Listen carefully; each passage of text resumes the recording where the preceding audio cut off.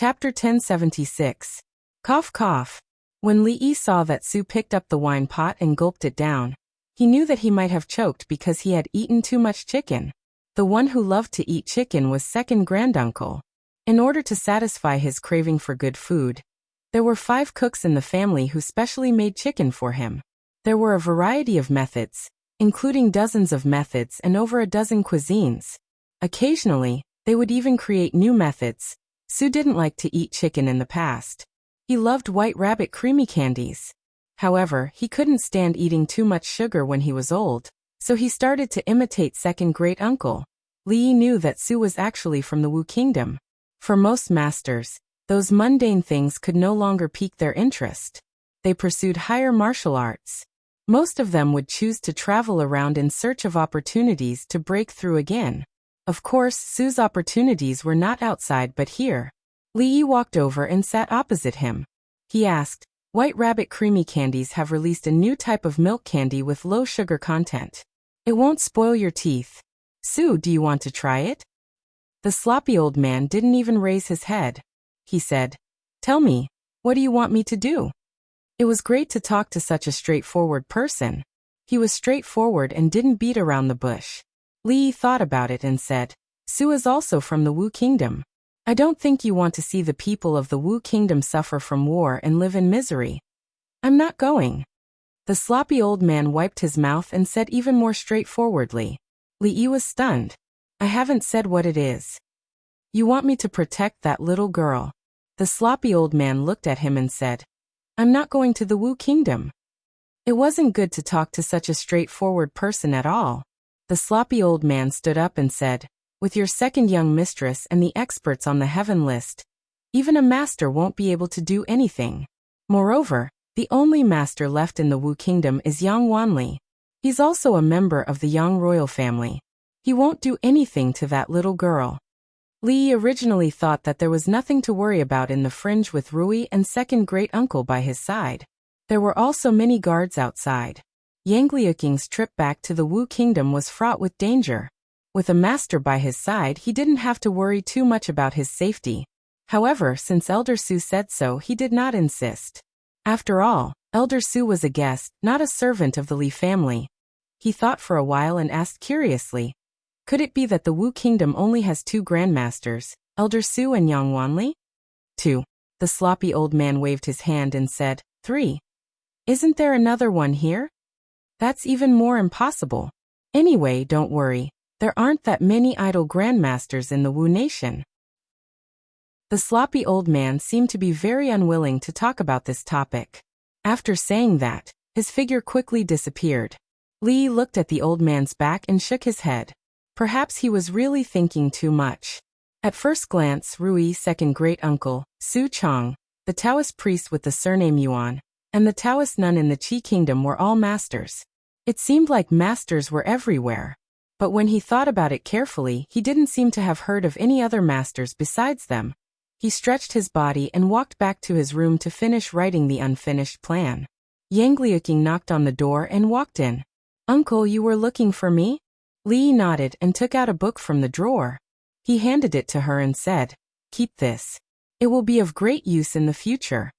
Yang Liuking took it and looked at it. She was stunned and looked at him. "Uncle, this?" Li Yi pointed at the book Rebellion. "What you need to know," and said, "This book is a general program and also a basic introduction. You can read it after you go down and see if you can understand it. If there is anything you don't understand, you can ask me.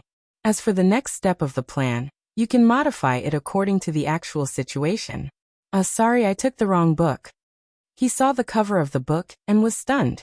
He immediately took back the book Queen Training Plan from Yang Liuking and put it back into the drawer. He handed the book Rebellion, What You Need to Know, to her and said, "This is the book.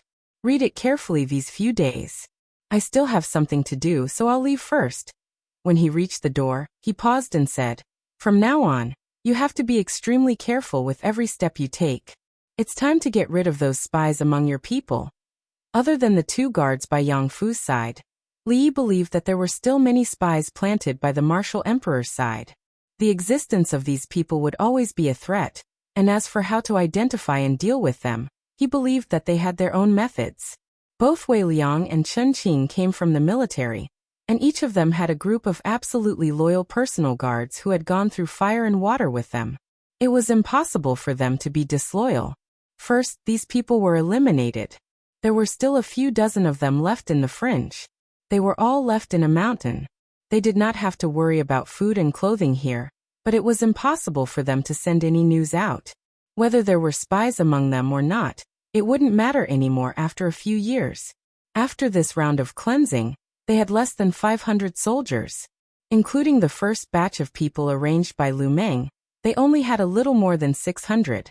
However, their combat strength couldn't be simply measured by the number of people they had.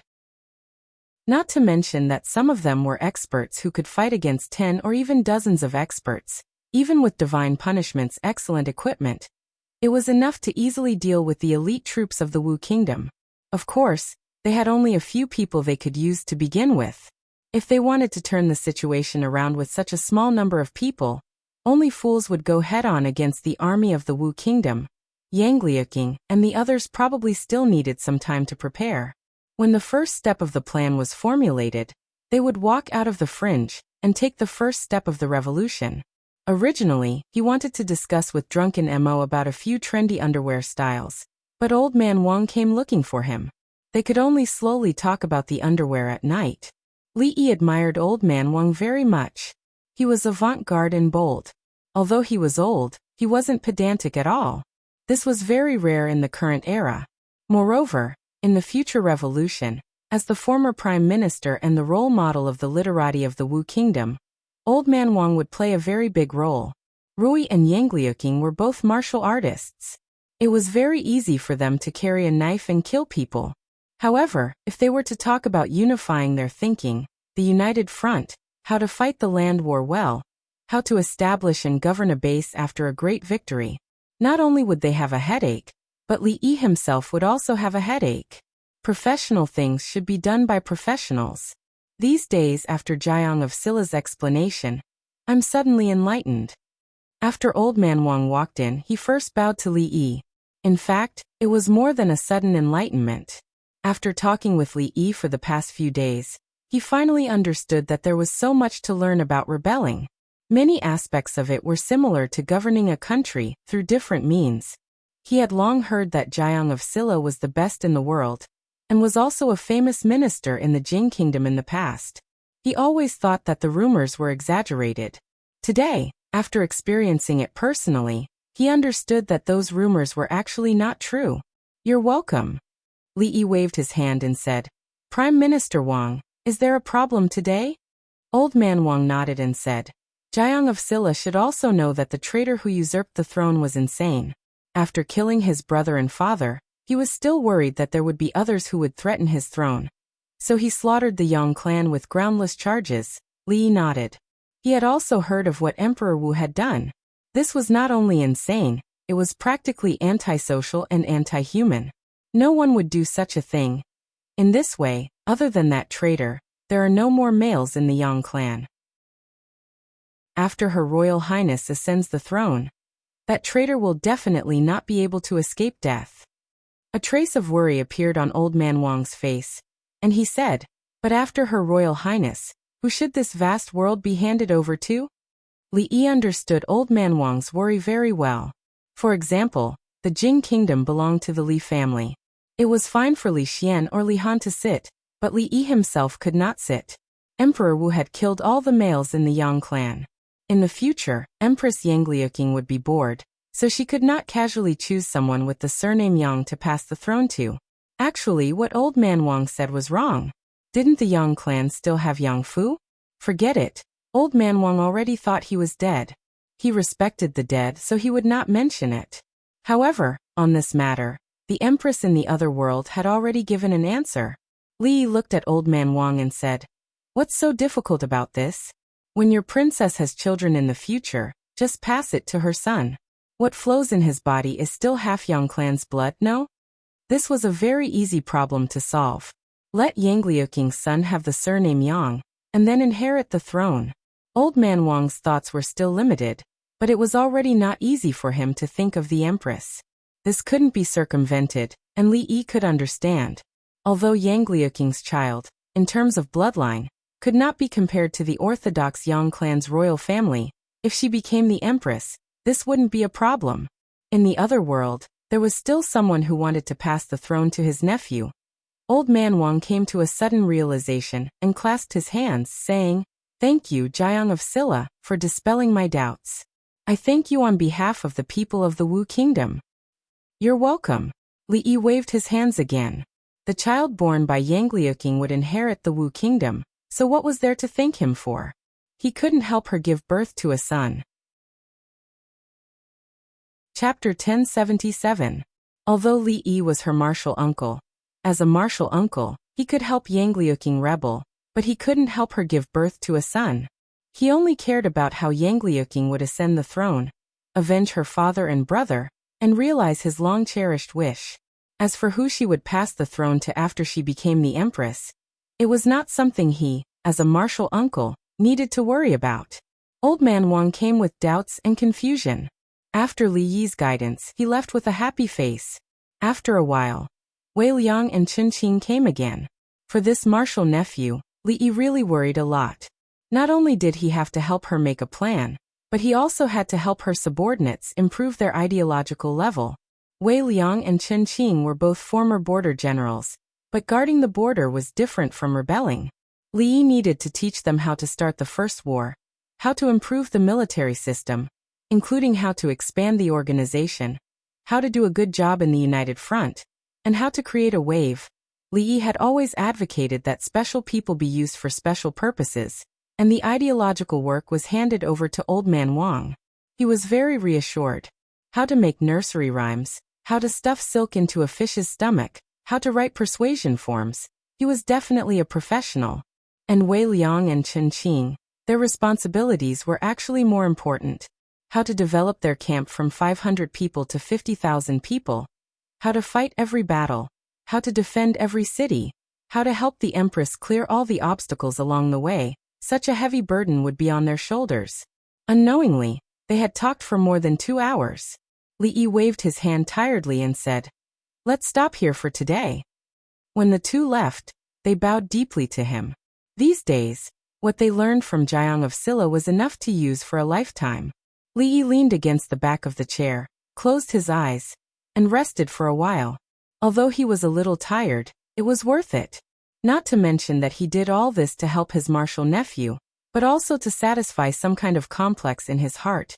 Moreover, Rui had become much gentler to him these days. It was all worth it. He leaned against the chair. After an unknown amount of time, a pair of hands appeared on his shoulders and began to gently press down. It was not Rui, Xiao Huan or Ruoqing or any of them. Only Rui would use such a jerky technique. He was in a dilemma. On one hand, he hoped that Rui would continue to be gentle, but on the other hand, he hoped that she would return to her original self. She was becoming less and less like herself. If she deliberately suppressed it, would she be unhappy? Of course, it was only out of concern for Rui, and not because he had some weird fetish or awakened some attribute that he shouldn't have awakened. At some point, Rui's hand on his shoulder paused and said, "Thank you." "Thank me for what?" Li Yi opened his eyes and asked in confusion. "Thank you for being willing to help her." "I'm helping her. Why are you thanking me?" Mississippi Lu did not answer. Li Yi thought about it and waved his hand. He said, "Actually, it's not as complicated as you think. Think about it. If your disciple becomes the empress, you will be the empress's teacher, and I will be the empress's martial uncle. My seniority will be higher than the empress's, and it will be so prestigious." Mississippi Lu paused and asked, "You're doing this for this? What else could it be?" Li Yi shook his head and said, "Besides, if she becomes the empress, you will be the empress's teacher. At that time, even if Mingzhu really becomes the empress, won't you still be better than her?" Mississippi Lu frowned and said, "Even without this matter, I will still be better than her." There was no need for a family to be so calculative. Li Yi naturally would not mention that she had lost to Mingzhu in a duel. He shook his head and said, "Aren't I just adding flowers to brocade?" Mississippi Lu seemed to have thought of something and asked, "Since you helped Yang Liuking to ascend the throne because you want to be the empress's martial uncle, Then what did you want to do when you made Emingzu the empress? Li closed his eyes and said, I've been talking to them for too long. I'm a little sleepy. I'm going to sleep for a while. He was actually really sleepy, but the hands on his shoulders were getting stronger and stronger, making it hard for him to fall asleep. Song Province. Song Province was located at the northwest border of the Wu Kingdom. Although it was not considered a barren land, it was too far away from the imperial capital and bordered the fringe. From time to time, bandits would come out of the mountains to wreak havoc. For hundreds of years, the people of Song Province had been plagued by bandits. In the past 2 years, the bandits in the fringe had been eliminated, but the lives of the people had become even more difficult. Ever since the Wu Kingdom fell into chaos a few years ago, the imperial court had lost control of Song Province. In the past few years, Song Province had changed hands several times. First, a tyrant took advantage of the chaos in the country and attacked the provincial capital. He killed the provincial governor and his assistant officials and proclaimed himself king. Of course, they were annihilated by the imperial court a few months later. After that, Song Province was attacked by several other tyrant forces. The imperial court retreated and retreated. 2 years ago, Princess Duanrong used her iron fist to wipe out the rebellious forces in Song Province. She promulgated several policies to benefit the people, allowing the people of Song Province to have a short period of time to recuperate. Unfortunately, good times did not last long. Just a year ago, Princess Duanrong was besieged by the imperial court and several enlistment forces. After the defeat, there was no news of her. On the surface, Song Province had been reclaimed by the imperial court. However, with the imperial court's military strength, they were unable to suppress the rebellious forces that took advantage of the situation in the past year. The people suffered from the rebellious forces, and their lives were extremely difficult. In a village several dozen miles away from Song Province's capital, a white-haired village chief was kneeling on the ground, tears streaming down his aged face. He pleaded, Lord Steward, please give us a little more time. Please give us a few more days. 2 days ago, the village was robbed and we only have this little bit of food left. If you take this food away, we won't be able to survive. A middle-aged man dressed in a satin robe glanced at him and said coldly, It's only right and proper to pay a debt. What does it have to do with me that you were robbed? I only know that if you can't pay the rent that you are supposed to pay, the master will punish me when I return. If I give you a little more time, who will give me a little more time? He looked at the people behind him and said, What are you waiting for? Take all the food away. The servants carried the sacks on their backs. Among the crowd below, more than 10 men dressed in coarse clothes had grief and indignation on their faces. However, they could only stand where they were, not daring to make any sudden movements. If they made a move on these people, the ones who would come knocking on their door tomorrow would be the constables of the government. Watching as the people carried the food onto the horse carriage, the middle-aged man looked down and frowned. You've only paid less than 30% of the rent. I'll give you half a month's time. If you still can't pay after half a month, don't blame me for being impolite. Half a month. The village chief watched as the people carried the last of the village's food away. He collapsed on the ground with lifeless eyes and muttered, Half a month, half a month. Half a month. Everyone will starve to death. He sat on the ground and pointed at the sky as he cursed, damned heaven, you're not giving us a way out. You're sending us to our deaths. None of the villagers spoke. Their eyes were empty as they stared blankly in front of them. The autumn harvest had just ended, and all the food had been robbed by the bandits. Unable to pay the rent, the master had plundered all their food. There were nearly 100 mouths in this village, and they were about to run out of food. How could they survive until the next year? This King world doesn't give us a way out at all. How good would it be if Her Royal Highness was still here? Xiao Yin. The woman's panicked voice woke everyone up, and they all looked in the direction of the voice. A 7 or 8-year-old girl with messy hair and ragged clothes was lying on the ground. The woman crouched on the ground and picked up the girl, shaking her in panic. Xiao Yin, what's wrong with you? The village chief crawled up from the ground and quickly walked over. He touched the girl's forehead and shook his head. This child has been sick for a few days. Hurry up and find a doctor. If we delay any longer, she'll die." The woman's face was filled with despair. They couldn't even eat, so where would they find the money to find a doctor? She hugged the girl and cried, Xiao Yun, I'm so sorry, I'm so sorry." "Sister-in-law, what happened?" The woman raised her head when she heard the voice beside her. She saw a young man walking over from the side of the road. The young man walked to the woman's side and crouched down. He pinched the little girl's philtrum and she slowly regained consciousness. She looked at the woman and weakly said, "Mother, I'm hungry." The woman hurriedly wiped her tears and said, "Mother will go find something for you to eat." The young man took out a package from his bosom. After opening it, he took out a steamed bun and handed it to the little girl. "Eat something first." The little girl was startled. The next moment, she took the steamed bun and wolfed it down. The young man turned back and said to the man with a red cross armband standing on the side of the road, "This little girl is sick. Come and take a look at her." He looked at the woman and smiled. "Don't worry, he's a doctor." All of this happened very quickly. The woman was stunned for a moment before she immediately knelt on the ground and kowtowed to the young man a few times. She loudly said, "Thank you for your great kindness. Thank you for your great kindness." The young man shook his head and smiled. "There's no need to thank me. If you want to thank someone, thank the Heavenly Empress." Chapter 1078. The situation in Sangzhou had always been tense. Normally, when strangers passed by the village, if they stayed in the village for too long, they would be questioned. They had to be careful because there were too many precedents. If they were careless, it could lead to the destruction of the entire village. However, the people that appeared in the Dong family village today were not on guard. They were not people from the government, nor were they bandits that went down the mountain.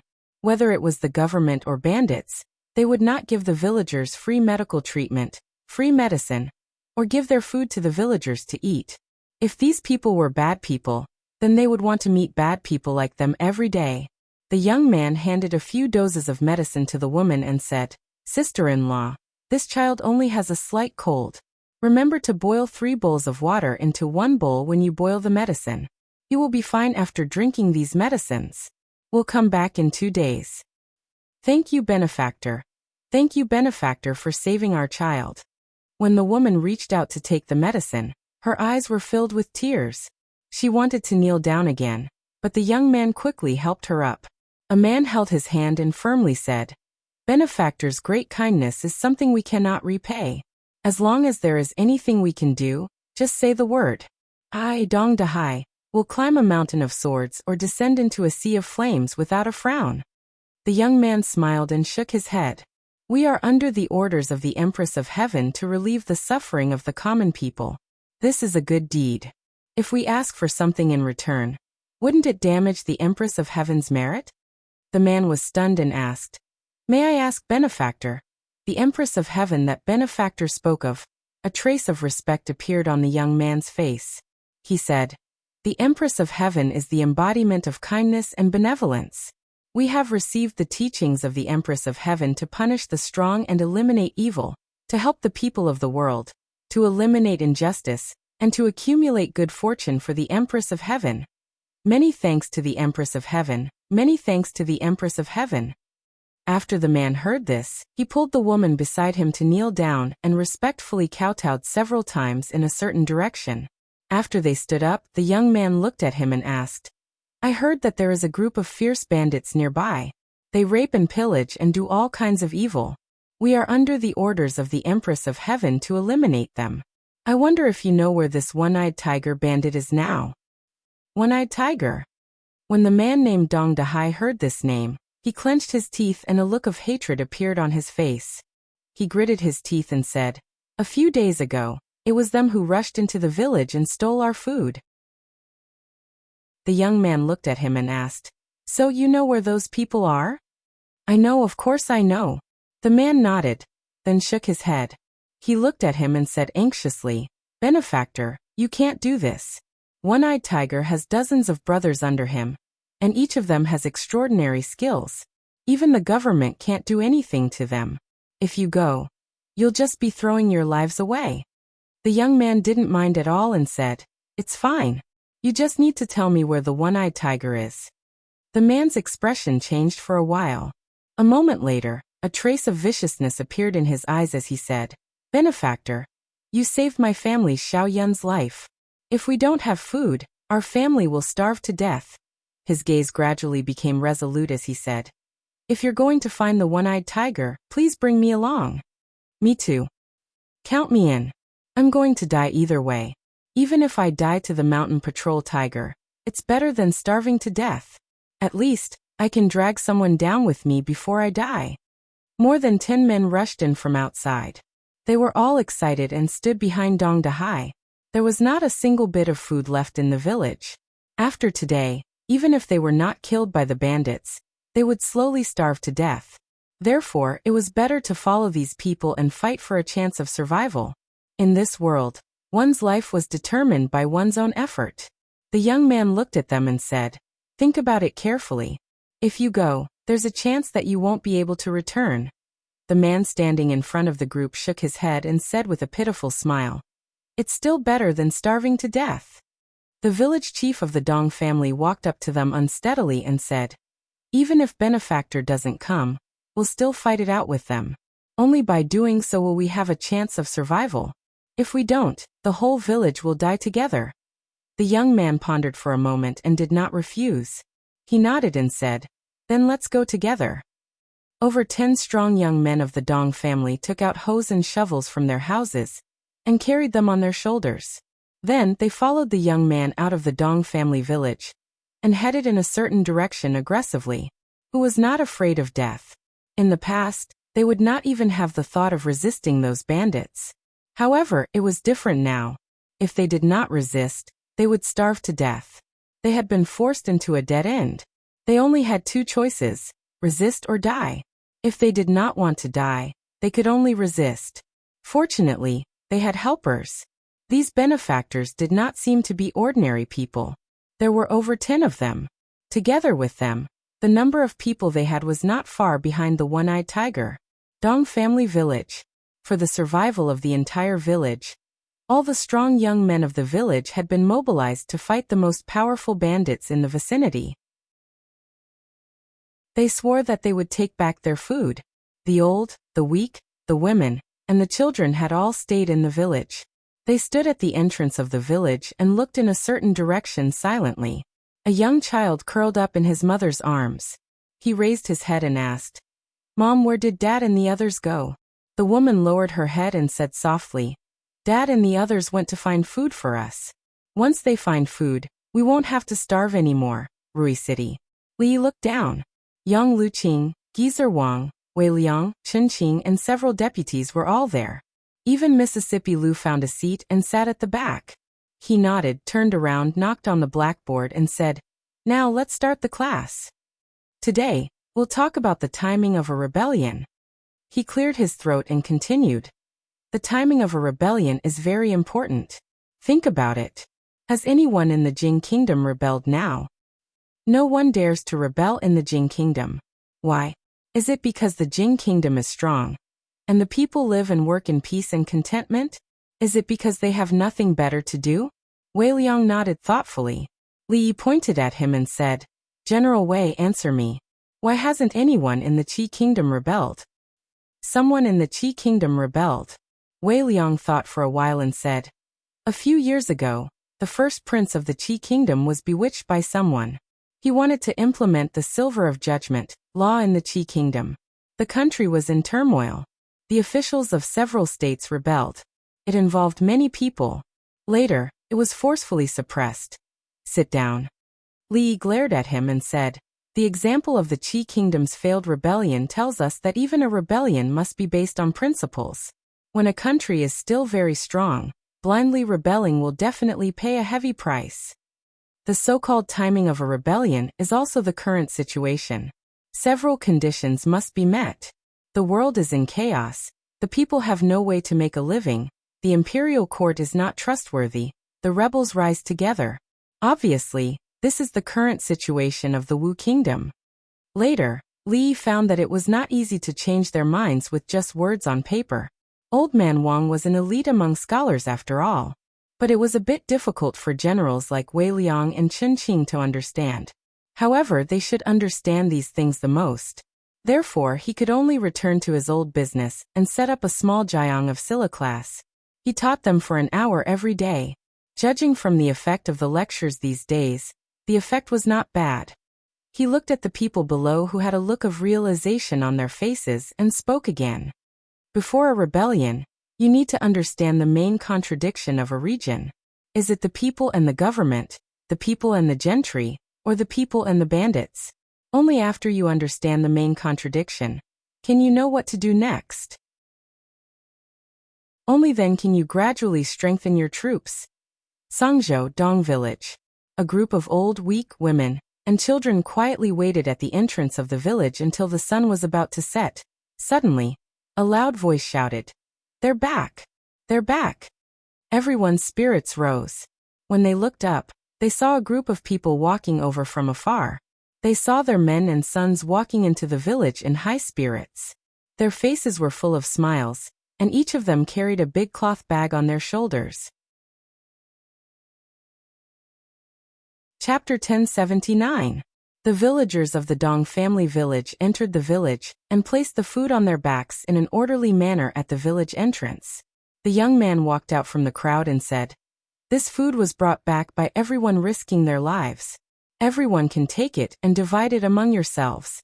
The dozens of men standing behind him revealed looks of shame as they heard this. These food were taken from the hands of bandits, but they weren't the ones who took it. They were just standing on the sidelines watching the fun, cheering and cheering. When they arrived, they were already prepared to perish together with the bandits. But after arriving, they discovered that One-Eyed Tiger's group of several dozen people wasn't even enough to fight against their benefactor. They couldn't even help. In the end, they could only help their benefactor tie up those bandits. It was unknown where those bandits were taken. The man named Dong Dahai carried several bags of food and placed them to the side. He said, "Benefactor, this is enough for us. If we take more, it will still be taken by others. You can take the rest of the food away." The young man waved his hand and said, "This is your food to begin with. We can't take it. After you take it back, hide it well and don't let others steal it." The Dong family village people lowered their heads in silence. In times of chaos and natural disasters, food was their life. The government wanted food, their families wanted food, and the bandits on the mountain also wanted food. These people wanted their lives. But today, these strangers that they didn't know treated their illness and helped them steal food from the hands of bandits without asking for anything in return. Dong Dahai was the first to kneel on the ground, knocking his head on the ground. The two men beside him looked at each other and knelt down as well. The villagers of the Dong family village knelt down one by one. Whether they were men or women, young or old, or even the ignorant children, all of them had their heads pressed down by their mothers. The young man stood in front and said, "You don't need to thank me. If you want to thank someone, thank the Heavenly Empress. Remember to live a good life in the future. Don't do evil and do more good deeds. The Heavenly Empress will protect you. If you disobey, we will take back everything that the Heavenly Empress has bestowed upon you." Dong Dahai respectfully said, "Benefactor, rest assured. We will not harm the Heavenly Empress merit." The villagers of the Dong family village also responded. Even after those people gradually left, the villagers were still kneeling on the ground. They looked at the piles of food around them and felt that it was unreal. Dong Dahai took out a portrait from his bosom. This was something that he had requested from his benefactors. This portrait was of the Heavenly Empress. They were only ordinary people and could not do anything for the Heavenly Empress. They could only worship the Heavenly Empress day and night in order to repay her kindness. From today onwards, not only him, but everyone in the Dong village would have to erect a long life memorial tablet for the goddess. Recently, a legend had been circulating outside Sangzhou City. The Wu Kingdom was in chaos, and the people had no way to make a living. The people suffered from the chaos of war and were homeless. The Empress took pity on the people and descended to the mortal world.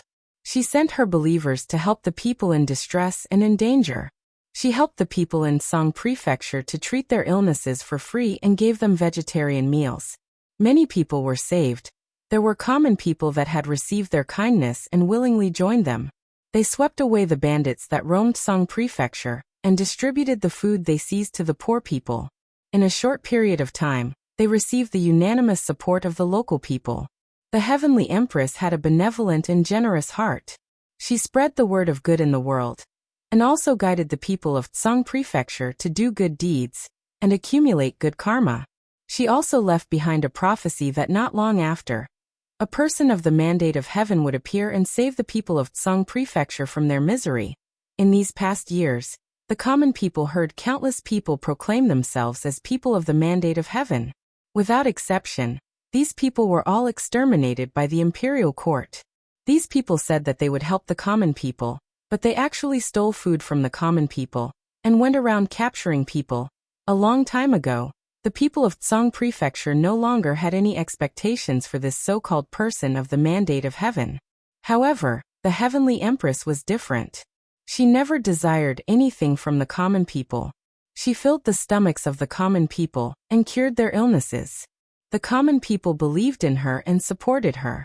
When she said that a person of the mandate of heaven would come and save them from their misery, many common people longed for the arrival of this person. Song Prefecture City, Provincial Governor's Mansion. A person of the mandate of heaven? The Song Prefecture's provincial governor slammed the table and said with dissatisfaction, investigate thoroughly for this official, find out who this group of people is. With such a force appearing outside of Song Prefecture City, as the provincial governor, he naturally could not let his guard down. The situation in Song Prefecture was chaotic enough. He was the provincial governor in name, but he could only do as he pleased in the prefecture city. Once he left the prefecture city, he would be restricted by those powerful people. It wasn't easy for the imperial court to take down Song Prefecture. If there were any unforeseen events here, and a few more rebels were born, this provincial governor who hadn't been a provincial governor for long would most likely meet his end. This so-called holy religion that led people to do good must be nipped in the bud. After finishing this matter, he still had to think of a way to find Princess Duanrong's whereabouts. His Majesty had sent him several secret letters, ordering him to find Princess Duanrong at all costs. Unfortunately, the fringe was easy to enter but hard to leave.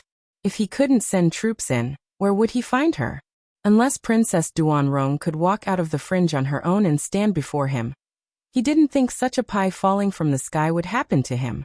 In the fringe, Li Yi had just sent off Yang Liuqing and his entourage. In the end, what was learned on paper was still shallow. Rebellion was not something that could be accomplished with words alone. He had already taught them everything that needed to be taught. It was time for them to put it into practice. Song Prefecture was the closest to the fringe. It was a place that they had to fight for. Once they conquered and stabilized Song Prefecture, the fringe would become their stable support. As long as the imperial court of the Wu Kingdom hadn't swept away all the obstacles in the Wu Kingdom, they would be invincible. They had just set off today, but the arrangements in Song Prefecture had already begun several months ago. The holy religion wanted to establish a branch in the Wu Kingdom. Su Zheng couldn't wait to personally lead his men there. The philosophy of the holy religion had long changed to that of helping the needy. They recruited a portion of the people, wiped out the small gangs of bandits in Song Prefecture, and distributed all the food and belongings they obtained. Of course, they weren't doing this out of selfishness. There was a difference in the treatment between the followers of the holy religion and the common people. In just a few short months, their troops grew from less than 100 people to a terrifying number. And those bandits and tyrants were all brought into the fringe and turned into productive forces. In these 2 months, Li also deeply understood why the countless rebellious bandits in history would first establish their own religion before they rebelled. A rebellious disciple, a protective master, a lunatic who only wanted to strengthen the holy religion and spread its teachings, and a group of martial arts experts who had long been trained to the point of wanting to see the world plunged into chaos. With Song Prefecture as the starting point, who knew how much chaos they would stir in the Wu Kingdom in the end. Li Duan ran over from afar and ran to his side. He asked, Daddy, have auntie and senior sister left? Li Yi nodded and said, let's go. Li Duan heaved a sigh of relief and murmured, "They're finally gone." Li patted his head and asked, "Are you happy that Auntie and senior sister left? If I don't train properly, Auntie will spank Dwainers, but..." Li Duan rubbed his butt and said excitedly, "I'm going to play with little sister and Auntie." Li Duan's fear of Rui was innate.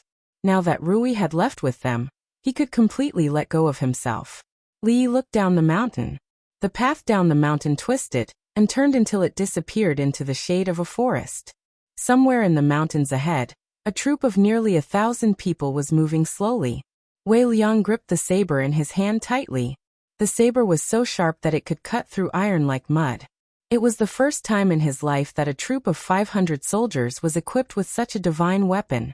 Apart from that, they were also equipped with the heavenly punishment that struck terror in the hearts of countless people on the battlefield.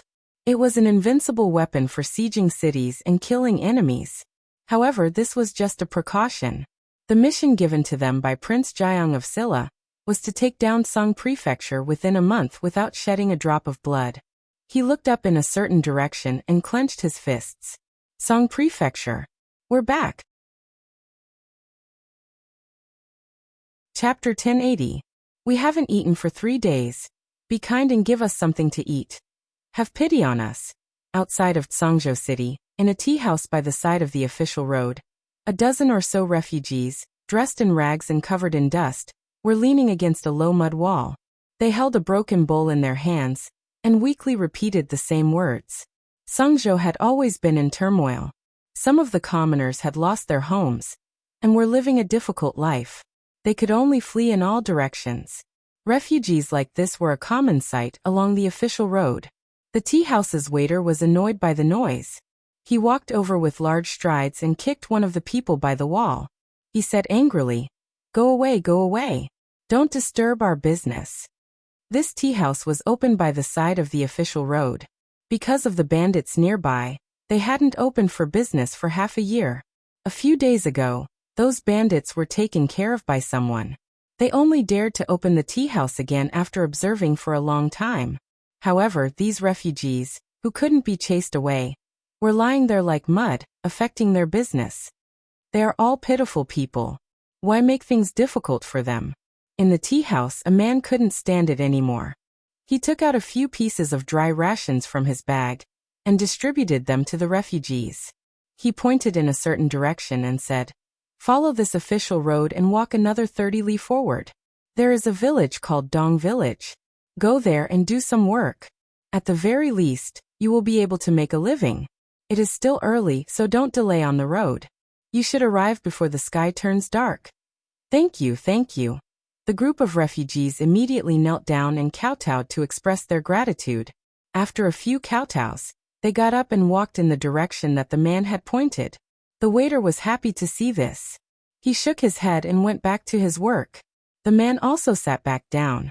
A person sitting beside him suddenly asked in a low voice, "General Wei, it's already so late. Why isn't General Fan here yet?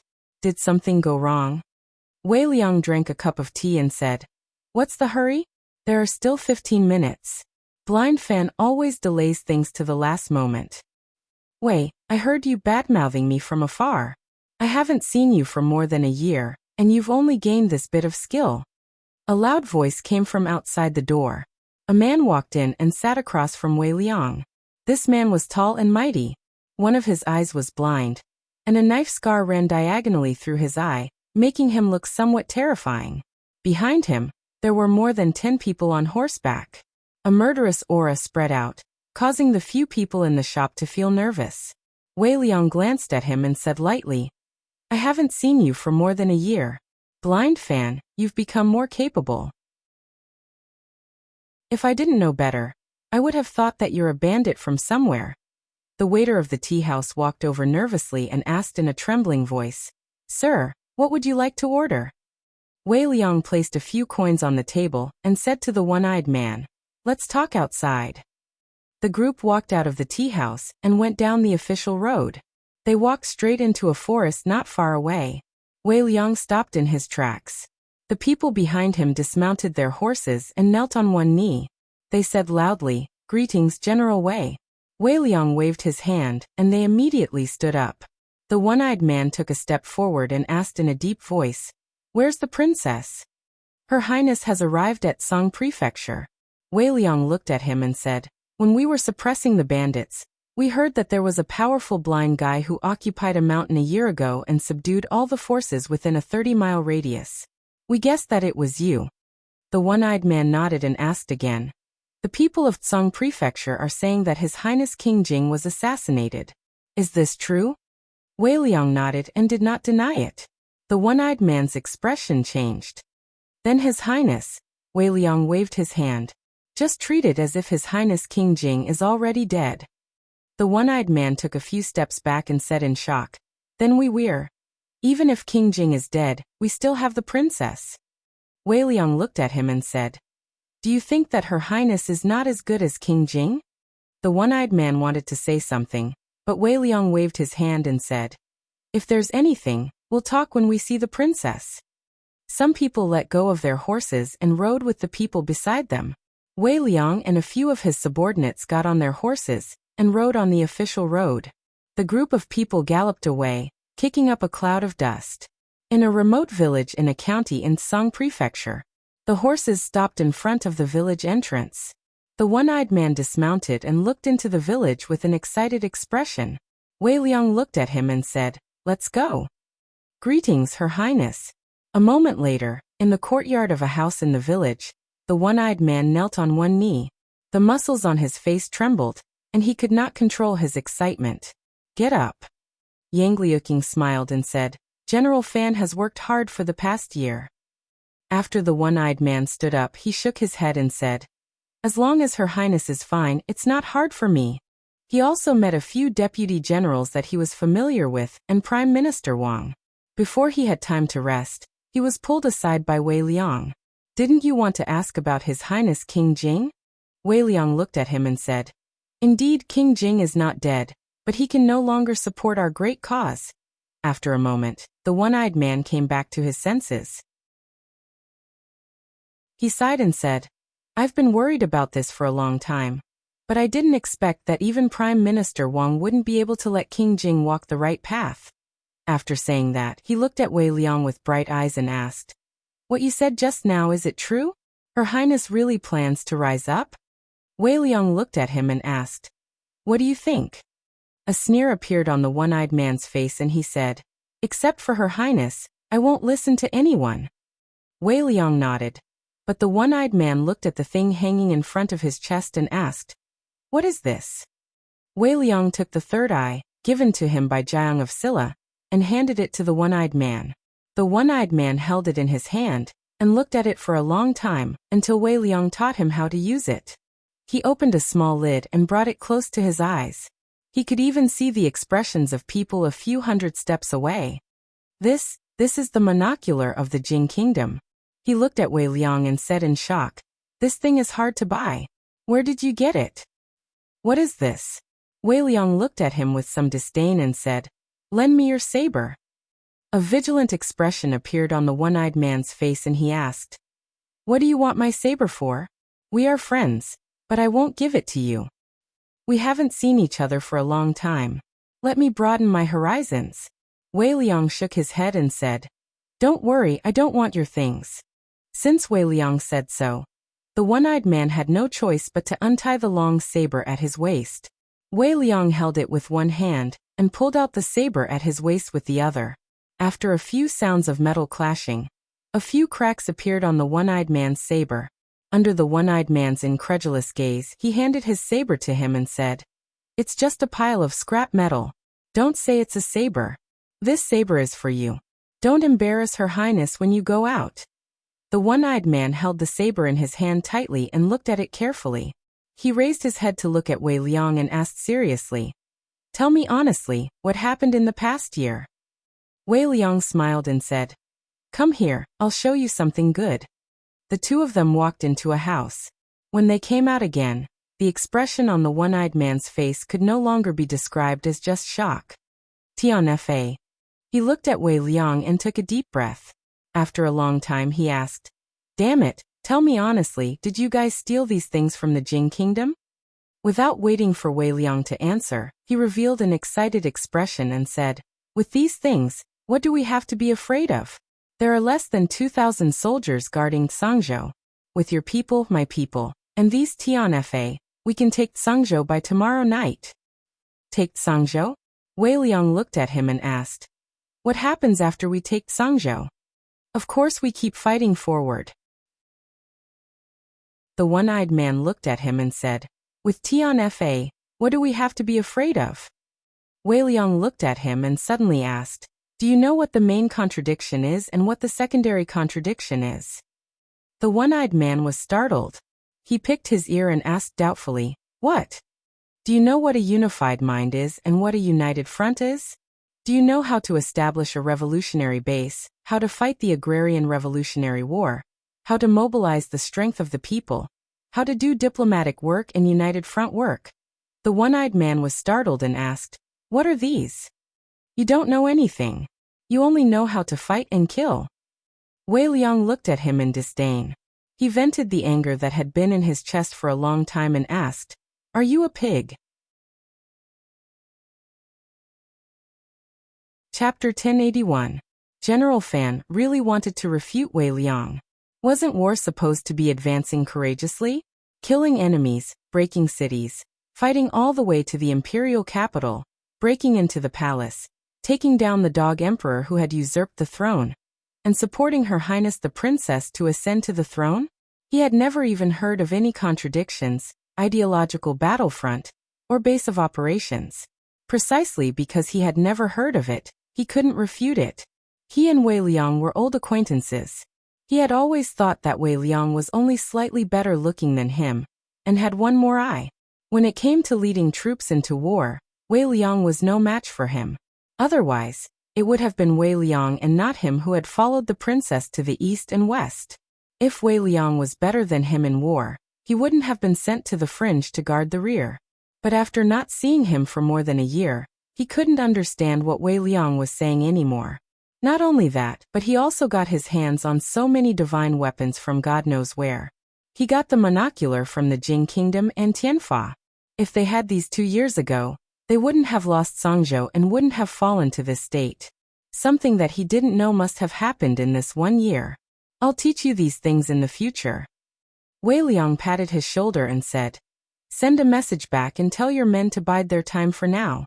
Her Highness has her own ways to take over Tsangzhou. In the future, you better keep your tricks to yourself. If this happened in Rui City with your brain, you would only be able to build roads and move stones. General Fan temporarily suppressed the anger in his chest. He thought to himself that he would settle the score with Wei Liang after asking the princess about the ins and outs of the matter. A lady came in from outside and looked at the two. Miss Young wants to discuss some matters with you. Who is this lady? Her Highness's new maid? She doesn't even call me General. She doesn't know etiquette. General Fan looked at the lady from head to toe and said, she's quite pretty, but she doesn't have a chest or a butt. What a pity. Bai Su walked in front of the two and asked Wei Liang, your friend? Wei Liang's face was solemn. Miss Bai has misunderstood. I don't know him. General Fan was stunned. He turned his head to look at him and asked, Wei, what do you mean by this? Your surname is Fan. I don't know what your surname is, and I don't know you either. Don't try to get close to me. Wei Liang waved his hand and said, I'm going to find Her Royal Highness. Miss Bai, please go ahead. With that, he strode away without looking back. Sigh. Just as General Fan said that, he suddenly shivered and felt an inexplicable chill all over his body. He turned his head and saw that the woman was looking at him. She said expressionlessly, I, Bai Su, do not fight with nameless people. State your name. He was startled for a moment, then he laughed, crossed his arms and said, Miss I Fan Xiao have never hit a woman. Fan Xiao. Bai Su looked at him and nodded slightly. Fan Xiao, right. Wei Liang stepped into a courtyard, knocked on the door, and walked into the innermost room. There were a few people in the room. Young Luqing, Elder Wang, and Chen Qing were all there. Elder Wang looked outside the door and asked, Where's General Fan? He still has some matters to attend to. Wei Liang shook his head and said, There's no point in calling him to discuss this matter. Let's talk about it later. Elder Wang nodded and said, Our current strength is not strong, so we should try not to attract the attention of the imperial court. Sangzhou is the first step of our great undertaking, so we cannot be impatient. There are 9 counties in Sangzhou, so we should plan one county at a time. Finally, we will encircle the provincial capital. We must remember what Jiang of Silla said: build high walls, accumulate grain, and slowly become king. From how to take down Sangzhou with the least amount of effort, to how to forge Sangzhou into an impregnable base, to how to achieve victory in the entire Wu country step by step, they had already gone through tens of hundreds of simulations and established a general plan. What they needed to do now was to implement the plan step by step. Wei Liang. Here. I order you to take down Qin County within half a month. Do you have any objections? Yes, sir. Chunqing. Here. After an hour, Wei Liang walked out of the courtyard and walked to the front of another courtyard. He asked the guard standing at the door, "Where's General Fan?" The soldier swallowed his saliva and said, "Inside."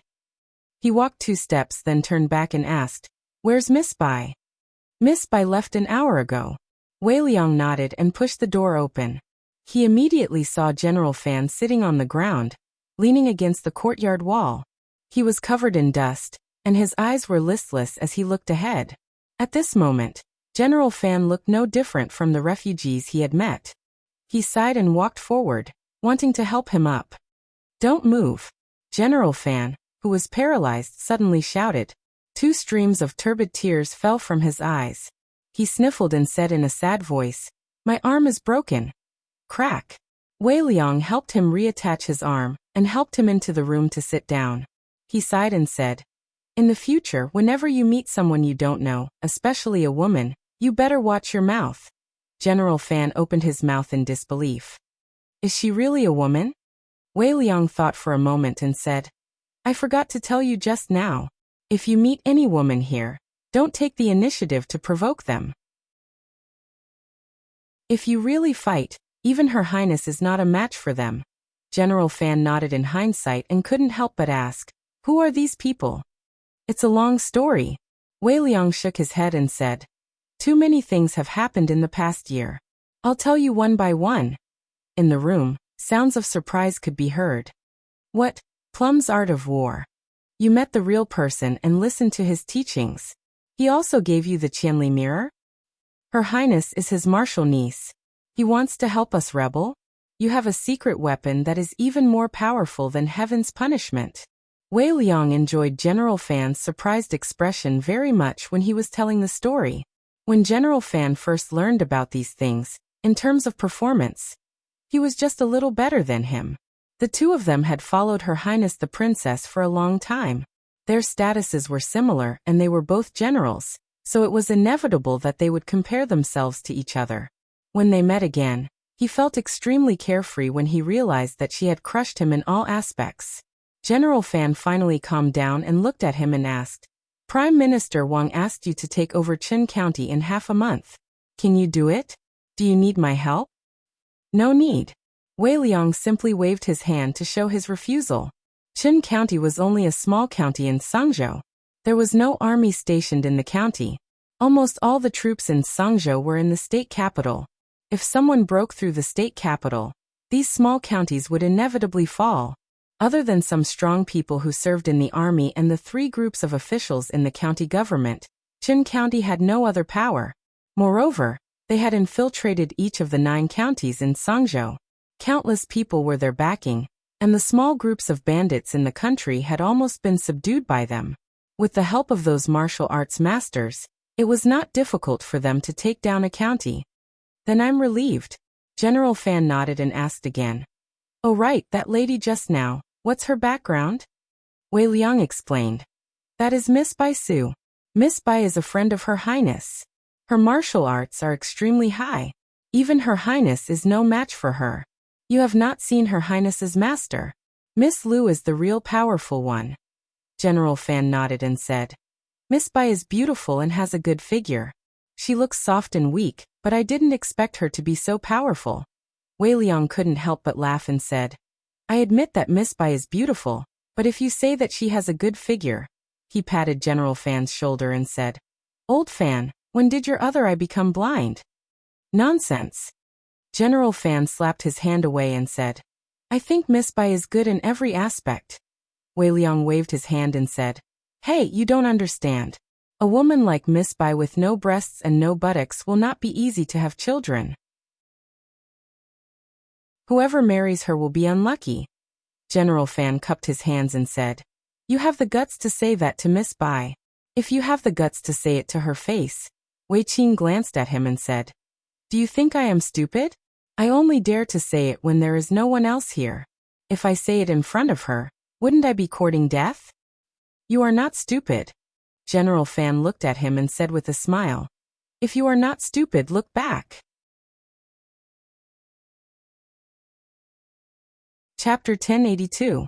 Because General Wei was unwell, the task of taking down Qin County within half a month fell on Deputy General Qin Qing.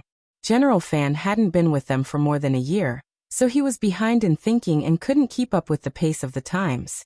Prime Minister Wang specifically told them to eat and live together in this half a month. Wei Liang's task became to help General Fan improve the quality of thinking. Ordinary soldiers just followed orders and didn't have high requirements, but as a general he couldn't be lax in thinking. In the temporary residence, young Lu Qing sat at the table and slowly flipped through the pages of a book. She read every line of words very carefully. General Wei and General Fan only needed to know how to fight a war, but she was different. Not only did she need to know how to win the first battle, but she also needed to know how to strengthen her troops. She needed to know how to survive in the cracks when her forces were still weak. She needed to start from Sangzhou and approach the place that had given her countless nightmares step by step. She even had to think about some more distant things. One day, if she really sat on the throne, what should she do? How could she be a good emperor? She never doubted whether she could do it or not. If Uncle Master said it was possible, then it was possible. Prime Minister Wang knocked on the door and walked in. Your Highness. After a slight salute he said, Qin Qing has gone to Qin County. He used to be stationed in Sangzhou, and Qin County is his hometown. Our people have already infiltrated the county government, and Envoy Su will also provide us with help. With Miss Bai's help, it shouldn't be a big problem to take down Qin County government quietly. Got it. Yang Liuqing nodded. Qin County, including the entire Sangzhou, was almost abandoned by the imperial court. Only about 1,000 soldiers were stationed in the capital of Sangzhou. She only needed to lead 50 elite soldiers to occupy Qin County government. Qin Qing had many masters on this trip, so she wasn't very worried. Prime Minister Wang looked at the open book on his table and sighed. Your Highness has worked hard these years. Ever since the second imperial prince usurped the throne, he had watched helplessly as the defenseless girl took the young imperial prince Jing and escaped from the imperial capital. They hid all over the place and slowly grew up to become the princess that she was today. He had seen how much hardship she had suffered along the way. Yang Liuqing shook his head and said with a smile, It's the Prime Minister who's tired. You're already so old, but you still have to run around with us. It's us who've dragged you down. Prime Minister Wang waved his hand and said, I'm tired, but I'm willing to be tired. If I can see the day your Highness ascends to the throne, I'm willing to die of exhaustion. Yang Liuqing smiled and discussed some matters with him before saying, I'll go and see Master. Prime Minister Wang watched her walk out. He caught a glimpse of the elegant handwriting on the open page on his desk, and his gaze slightly paused. He looked outside the door. The princess from 2 years ago was very different from the one she was now. 2 years ago, although she had also tried her best to fight and work very hard, she was confused and had no direction at that time. Now she would no longer show that kind of confusion and helplessness.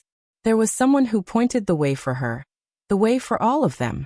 When Yang Liuqing walked into the next room, Mississippi Lu was looking at the autumn water in a daze. Master. She walked over and said softly. Mississippi Lu came back to her senses and asked, Bai Su and the others have left? Yang Liuqing nodded and said, They just left with General Qin. She looked at Mississippi Lu and said, Master, there's nothing to do here for the time being.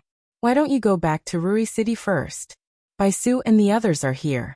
Nothing will happen. Mississippi Lu waved her hand and said, No need. There's nothing important to do when I go back. What does he want you to do next? Let me see the plan. Not long after, Yang Liuqing walked out of the room and came to the courtyard. He looked into the distance and saw a stretch of mountains. Although there was nothing important there were important people there.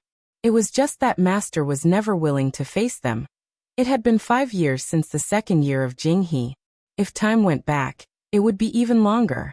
It had been so long that even as a disciple, she was worried for her. Songzhou, Qin County, the county government. It was late, but the county magistrate of Qin County was still flipping through the files in the front hall of the county government. Recently, Qin County had not been peaceful. Of course, Qin County had never been peaceful. When the Wu Kingdom was still in peace, there were mountain bandits here. Now that the Wu Kingdom was in chaos, there were less mountain bandits here, but now there was a rebellion. Those sons of B***Cheese who could not defeat the regular army of the imperial court did not dare to provoke the prefectural city where the army was stationed. Instead, they targeted the soft persimmon like the county government.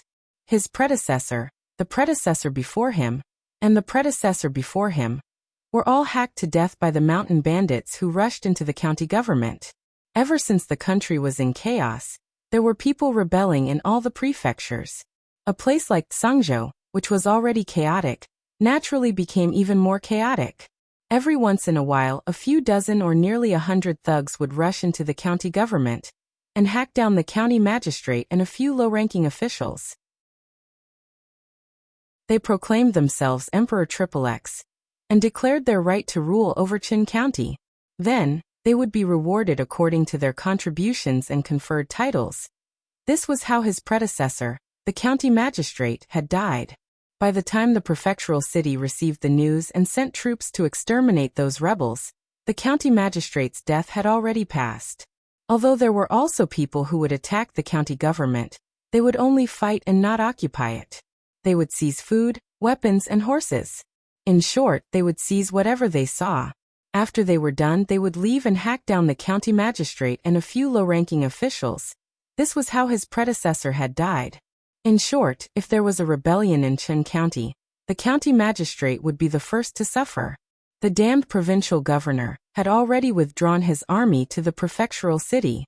Small county magistrates like them had to live with their heads tied to their waistbands. If they were not careful, they would become the target of others' rebellion. The reason he could live until now was not because there were fewer people rebelling, but because he was careful enough. Once he discovered a clue, he would immediately flee for his life. Recently, in Qin County, there were often illegal gatherings in some villages. Each gathering would consist of dozens or even hundreds of people. In troubled times, as long as there were more than 10 people gathered together, nothing good would happen. This was an iron law, and it was also a bloody lesson he had learned from the deaths of his predecessor, the predecessor before him, and the predecessor before him. If they were discussing a rebellion, he was sure that the county government of Qin County would be their primary target. He could not be an official, but he could not give up his life. This was the life principle he had always followed. Bang! Just as he was carefully reading through the files, trying to find some clues, a few muffled sounds suddenly came from outside the front hall.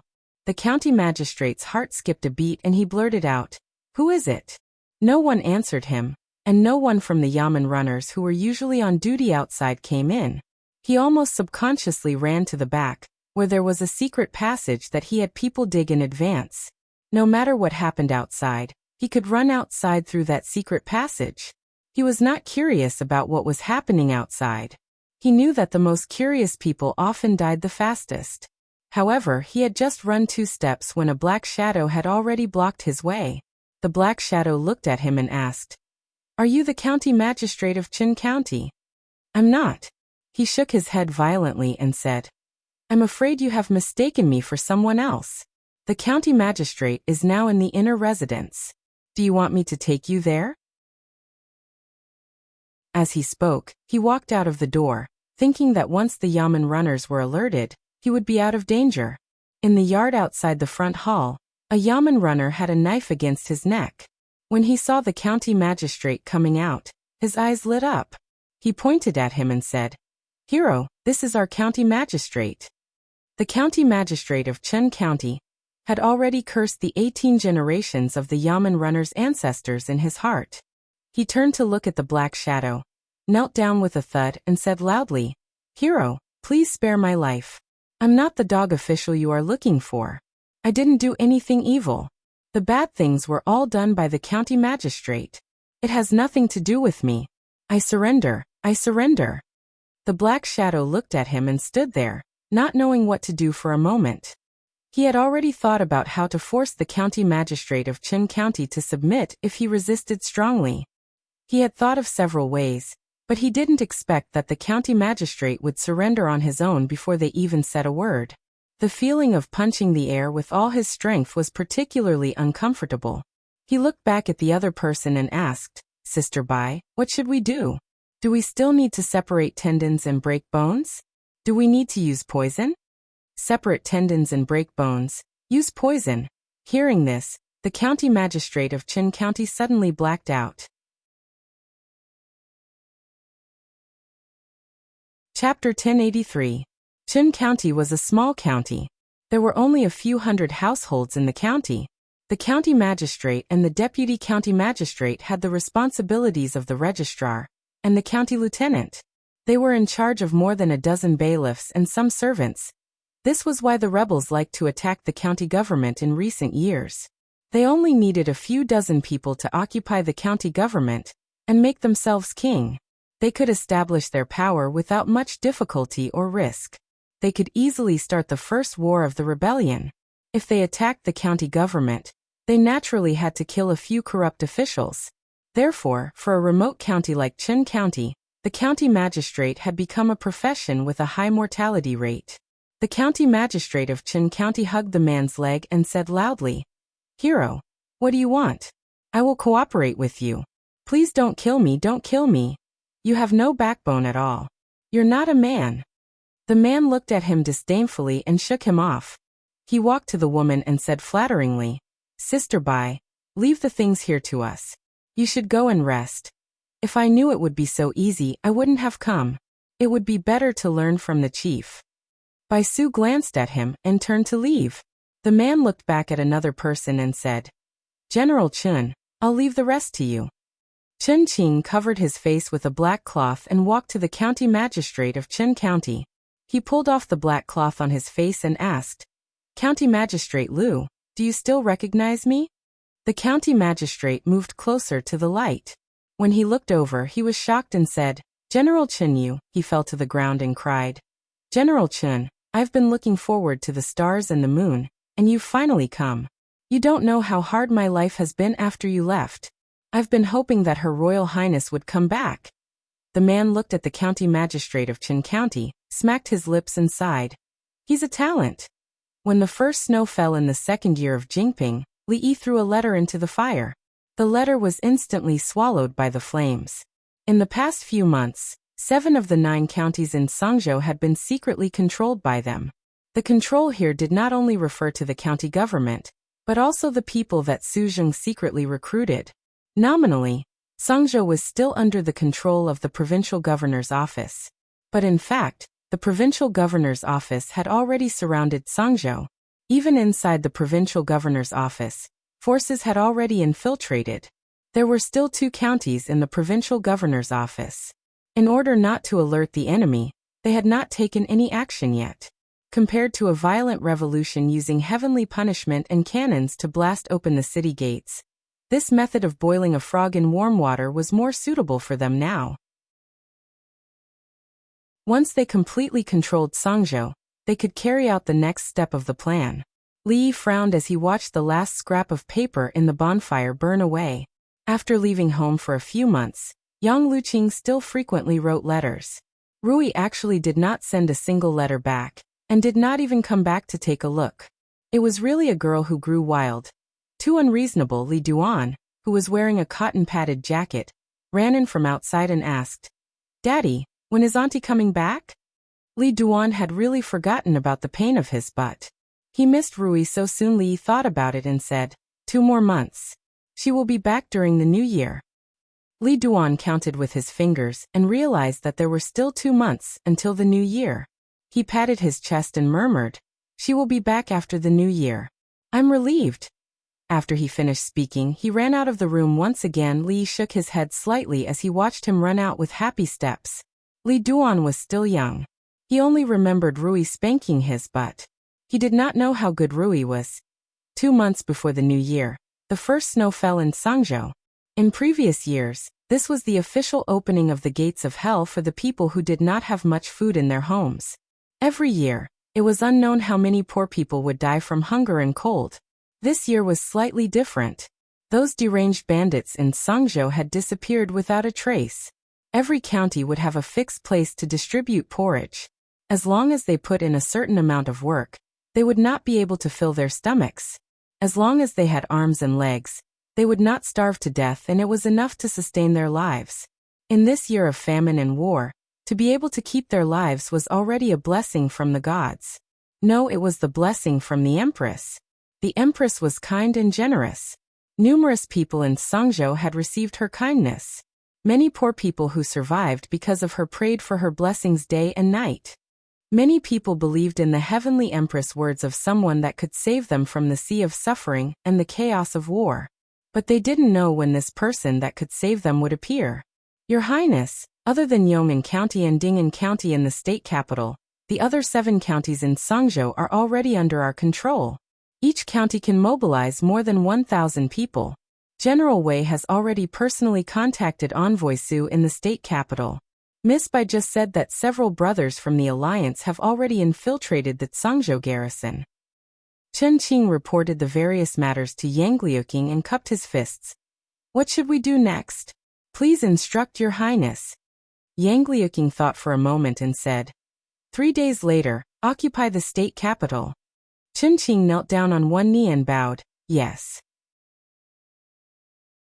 Actually, a month ago, they were only a step away from occupying the state capital.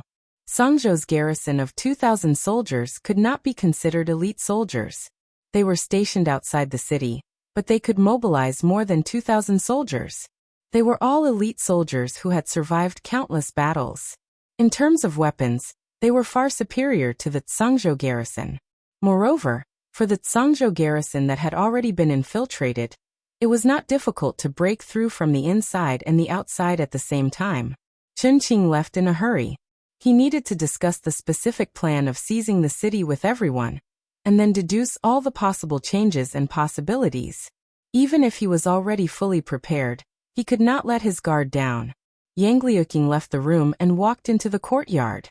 Looking at the bustling crowd around her, her heart was exceptionally calm. She did not feel the slightest nervousness or urgency of a great battle. This was the first time in several years. The reason was that they already had a well-thought-out plan for Sangzhou. This was their first battle, and it was also a very important battle. They could only win and not lose. She could not disappoint the soldiers. She could not disappoint her master, and she could not disappoint her martial uncle. Thinking of her martial uncle, her expression froze. She blinked her eyes and rubbed them in disbelief. Her lips parted and she said in disbelief, "Martial uncle." Outside of Sangzhou, there are still 3 major forces that have been in a stalemate with the government.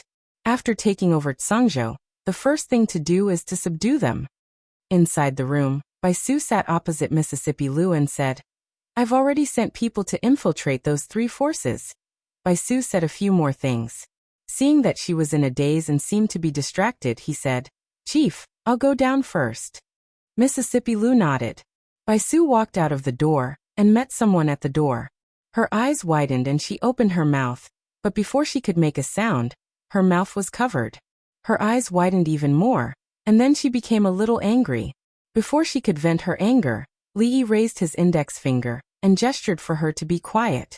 Bai Su pushed his hand away and gritted her teeth, but she did not make a sound. Li walked into the room, not deliberately suppressing his footsteps. After all, at such a close distance, if he walked quietly, Mississippi Lu would notice him. Her back was facing the door. Li walked behind her and wanted to cover her eyes, but she reached out and grabbed his wrist. Mississippi Lu glanced at him and asked calmly, "Why are you here?" Bai Su stood at the door and saw that the chief's expression was no longer in a daze, and there was a trace of hidden joy. She was completely different from before, and he sighed in his heart. Dwainer said he misses you. Li walked to the door and held Li Duan's hand as he walked over and said, I brought him here to see you. Aunt Li Duan did miss Rui. When he saw her again, he was so touched that his voice sounded like he was about to cry.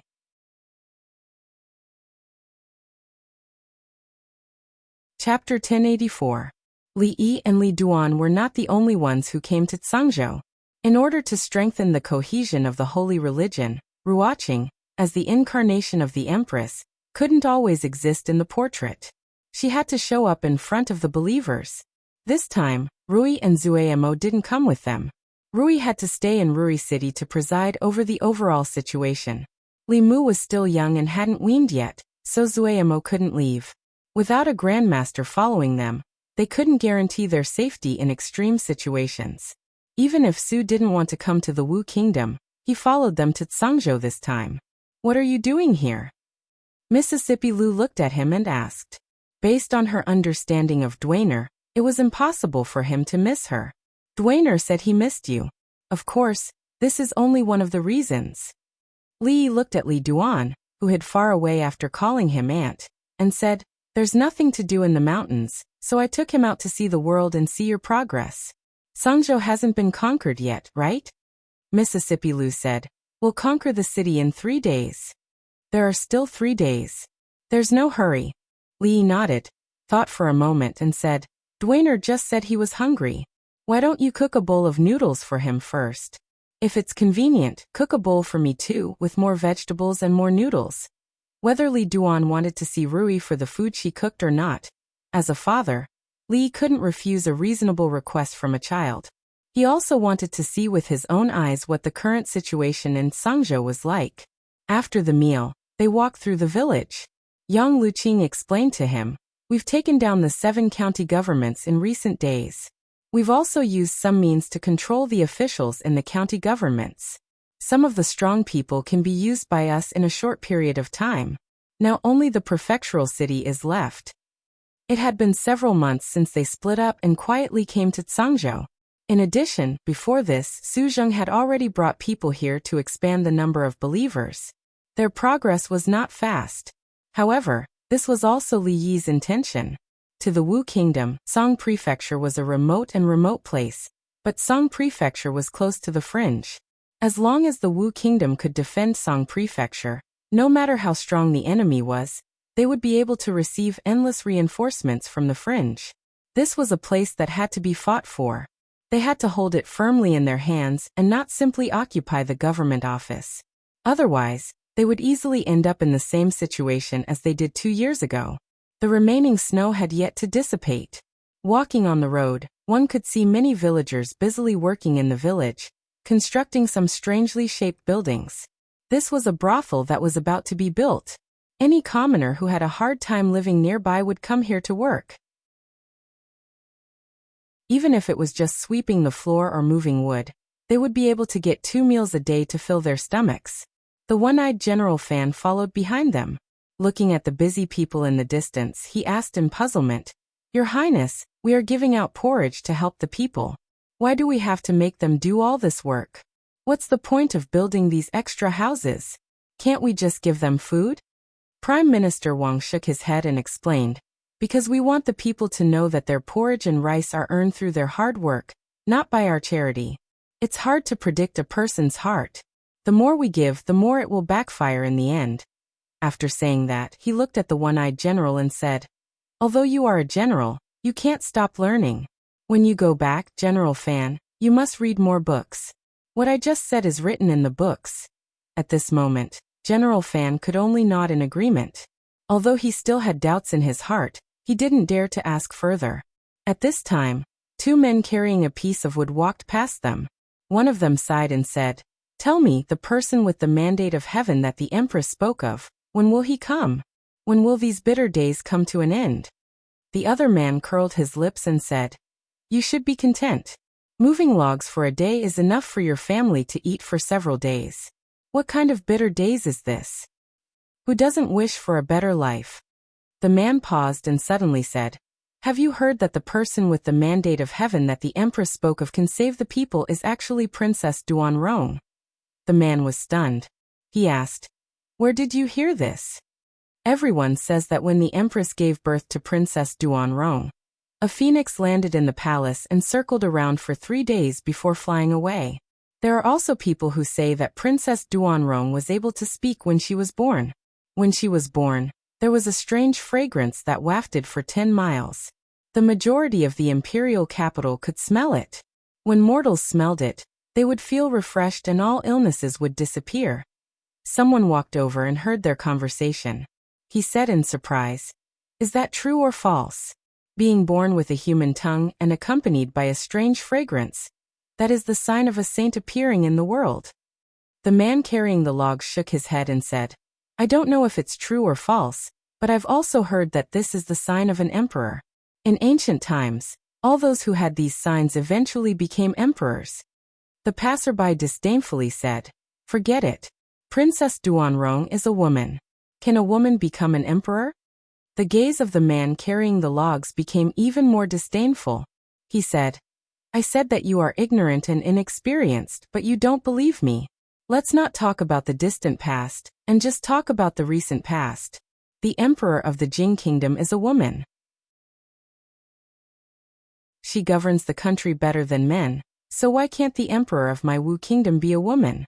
The passerby was startled and asked in surprise, "Is there really such a thing? Why would I lie to you?" The man carrying the logs pretended to be profound and said, "If one person says it's false, then 100 or 1,000 people say it. How can it be false? I have to explain it to you." Not far away, a steward looked over and shouted, "You too, what are you doing? Have you finished moving the logs? Do you want to eat or not? If you don't want to move, there are still others." The man shivered and immediately said, I'm coming. Don't move. Don't touch my logs. If anyone touches my logs, I'll fight them." The passerby was startled for a long time. He looked at a young man passing by and asked, "What he said just now, was it all true?" Li nodded and said, "It's not just that. When Princess Duanrong was born, beautiful stars appeared and auspicious clouds appeared. The Phoenix Cry imperial capital was filled with the emperor's aura. At that time, a wandering Taoist who passed by the imperial palace said that this was the fate of the emperor. A person with this kind of fate would definitely become the emperor in the future." Only when the passerby walked away in a daze did General Fan rub his head and say with some surprise, "When Her Highness was born, I was standing guard at the city gates. At that time, there was no phoenix, nor was there any fragrance. As for those beautiful stars and auspicious clouds, that's even more nonsense. Who was the one who spread those rumors? To dare spread rumors about the princess, I'll skin them alive." Wei Liang, who had just returned, looked at him and finally couldn't help but say, "Old Fan, why don't you stop leading the troops and supervise those people moving the logs? That job is easy and doesn't need to use your brain. It's very suitable for you." The one-eyed general was startled and asked, "What do you mean?" Yang Liuqing blushed a little. Although she knew the purpose of the brothel spreading these rumors, she still felt a little embarrassed in front of so many people. Li looked at her and comforted her. "These are all nothing. In the past, there was a shameless fellow who said that he wasn't human, and that he would transform into a dragon when he encountered a storm. Those who achieved great things did not bother with trifles. He didn't say that when she was born, the word Empress was written on her palm. That was already very restrained. To become an emperor, one must first learn to be shameless. She didn't know how shamelessly Xian was as an emperor. He even needed someone to help manage the country. Let's not think about this for now." He looked at Yang Liuqing and said, "After we take down Sangzhou, we'll be busy for a period of time." Sangzhou's capital. The provincial governor of Sangzhou sneezed and rubbed his nose. He asked, "Have you investigated the matter that I asked you to investigate?" Below, a low-ranking official nodded and said, "Reporting to Lord, I've investigated everything. That holy religion is nothing more than a group of self-proclaimed chivalrous people. They help the commoners to suppress bandits and distribute food everywhere. They say that they want to punish the powerful and help the people. In troubled times, there were many chivalrous people who lacked a single thought. It was fine as long as they didn't rebel." The provincial governor of Sangzhou relaxed and said, "I understand. You can leave." This lowly official takes his leave. The low-ranking official bowed and left. The provincial governor of Tsangzhou couldn't help but sneeze again. He rubbed his nose and mumbled. I didn't catch a cold last night. He stood up. For some reason, he had an ominous premonition in his heart. The low-ranking official walked out of the room and into the courtyard. When he brushed past 2 bailiffs, he raised his hand slightly and extended 3 fingers.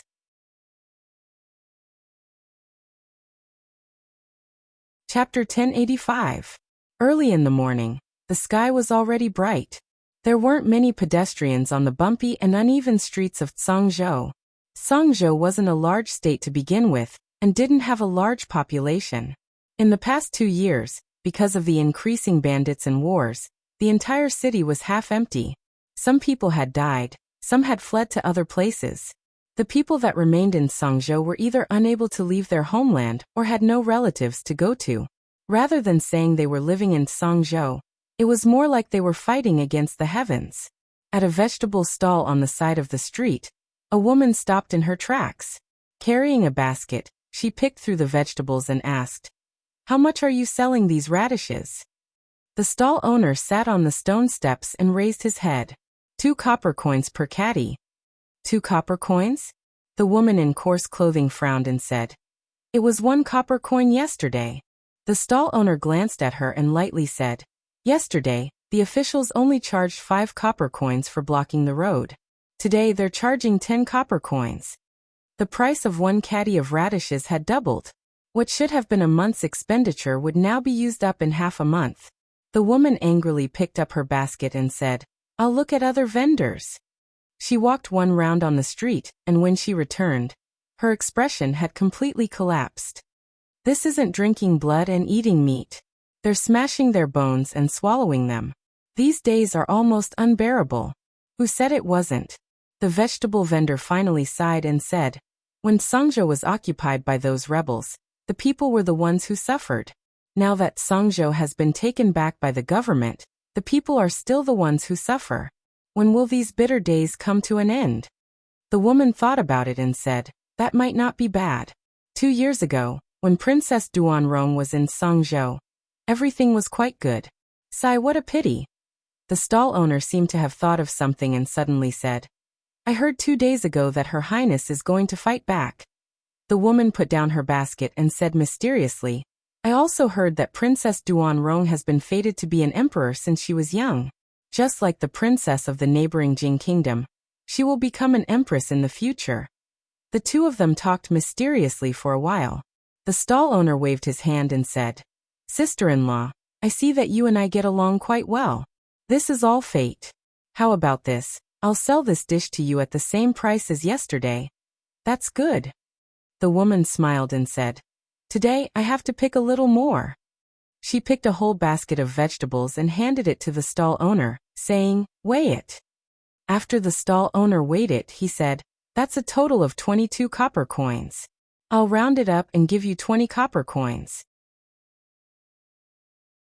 The woman took out her pouch, counted the copper coins, and handed them over to him, saying, "You count them." The stall owner smiled, kicked the money into his pocket, and said, "You don't have to count. Are you going to lie to me, sister-in-law?" "All right then, I'll go back first." The woman waved her hand at him. When the stall owner saw her disappear, he immediately put the money back into his pocket and counted again. It did not matter even if he paid 2 copper coins less, because the price of the vegetables was originally 20 copper coins. He added a small change and wiped off another small change. After counting it twice and looking at the 18 copper coins in his hand, the stall owner fell into deep thought. He sighed. The moral degeneration of the world was getting worse day by day, and people's hearts were no longer what they used to be. The simple and honest customs of Tsangzhou had been ruined by these people. At this moment, a man who was walking while tightening his belt walked over and asked, "Old Wang, did anyone come to buy vegetables just now?" The young stall owner kicked the money into his pocket, stood up, and waved his hand. He said, "No, but a sister-in-law came. She took a long time to pick vegetables, but she thought it was too expensive and didn't buy any more. Sigh, I don't want to raise the price either, but if I don't, I'll have to hand all the money for these vegetables to the government." Say, why can't they learn from the past Princess Duanrong? The man sighed, looked at him and said gratefully, I ate something bad yesterday, thank you for helping me look after my stall. You're welcome. The young man stood up, waved his hand and said, It's nothing. After the young man left, the man counted with his fingers and murmured, Today is a good day. He cleaned up the vegetable stall early, returned home, and told his wife and children to look after the house well.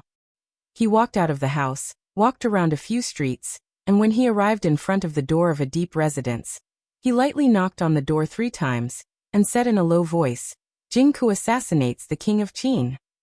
The door opened and he walked in, closing it on the way.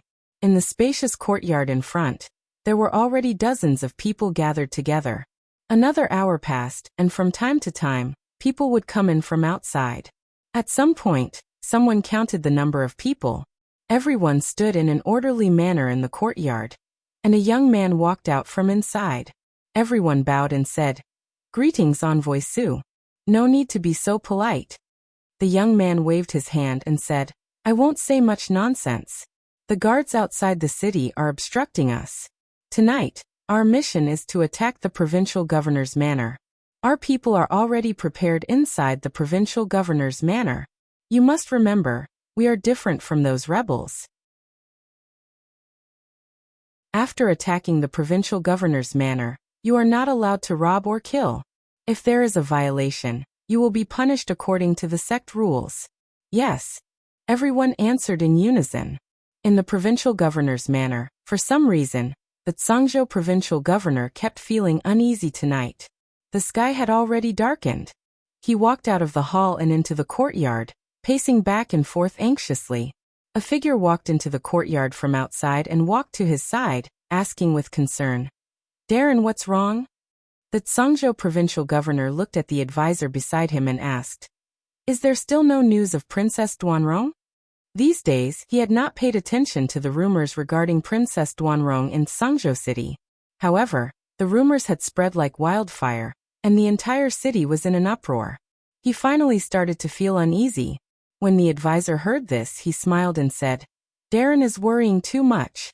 These things are just the product of those ignorant people's groundless accusations and extreme exaggerations. Could it be that Darren also thinks that Princess Duanrong can become the emperor? When the Zhangzhou provincial governor heard this, he felt slightly more at ease. He thought and then said, There are no waves without wind. The groundless accusations also have their roots. We cannot let down our guard. Have the city guards strengthen the defenses these days? The advisor nodded and said, Yes, I'll go make the arrangements now. Also, send people to put up Princess Duanrong's portrait. Put up more outside the provincial city as well. Anyone who discovers any clues will be rewarded with 1,000 taels of silver. Understood. The Zhangzhou provincial governor waved his hand and said, All right, go make the arrangements. Seeing the advisor leave, he stroked his beard. He did not want to stay in a place like Zhangzhou for another moment. If he could capture Princess Duanrong, what awaited him would be a bright future. The advisor walked out of the courtyard and brought 2 bailiffs to the gates of the provincial governor's manor.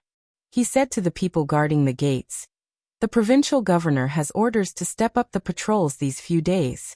There are not enough people in the city defense. You guys should go as well. Leave this place to the 2 of them. The people did not suspect anything. After respectfully replying, they immediately left. At the same time, the Zhangzhou provincial governor returned to the hall. When he saw the sudden appearance of a few people, his footsteps paused. A young lady at the very front looked at him and asked, You were looking for me? After being startled for a moment, the Zhangzhou provincial governor's expression changed drastically. He immediately turned and left the hall. At this moment, the provincial governor's manor was already in chaos. Outside the city, flames soared into the sky, and there were faint sounds like thunder.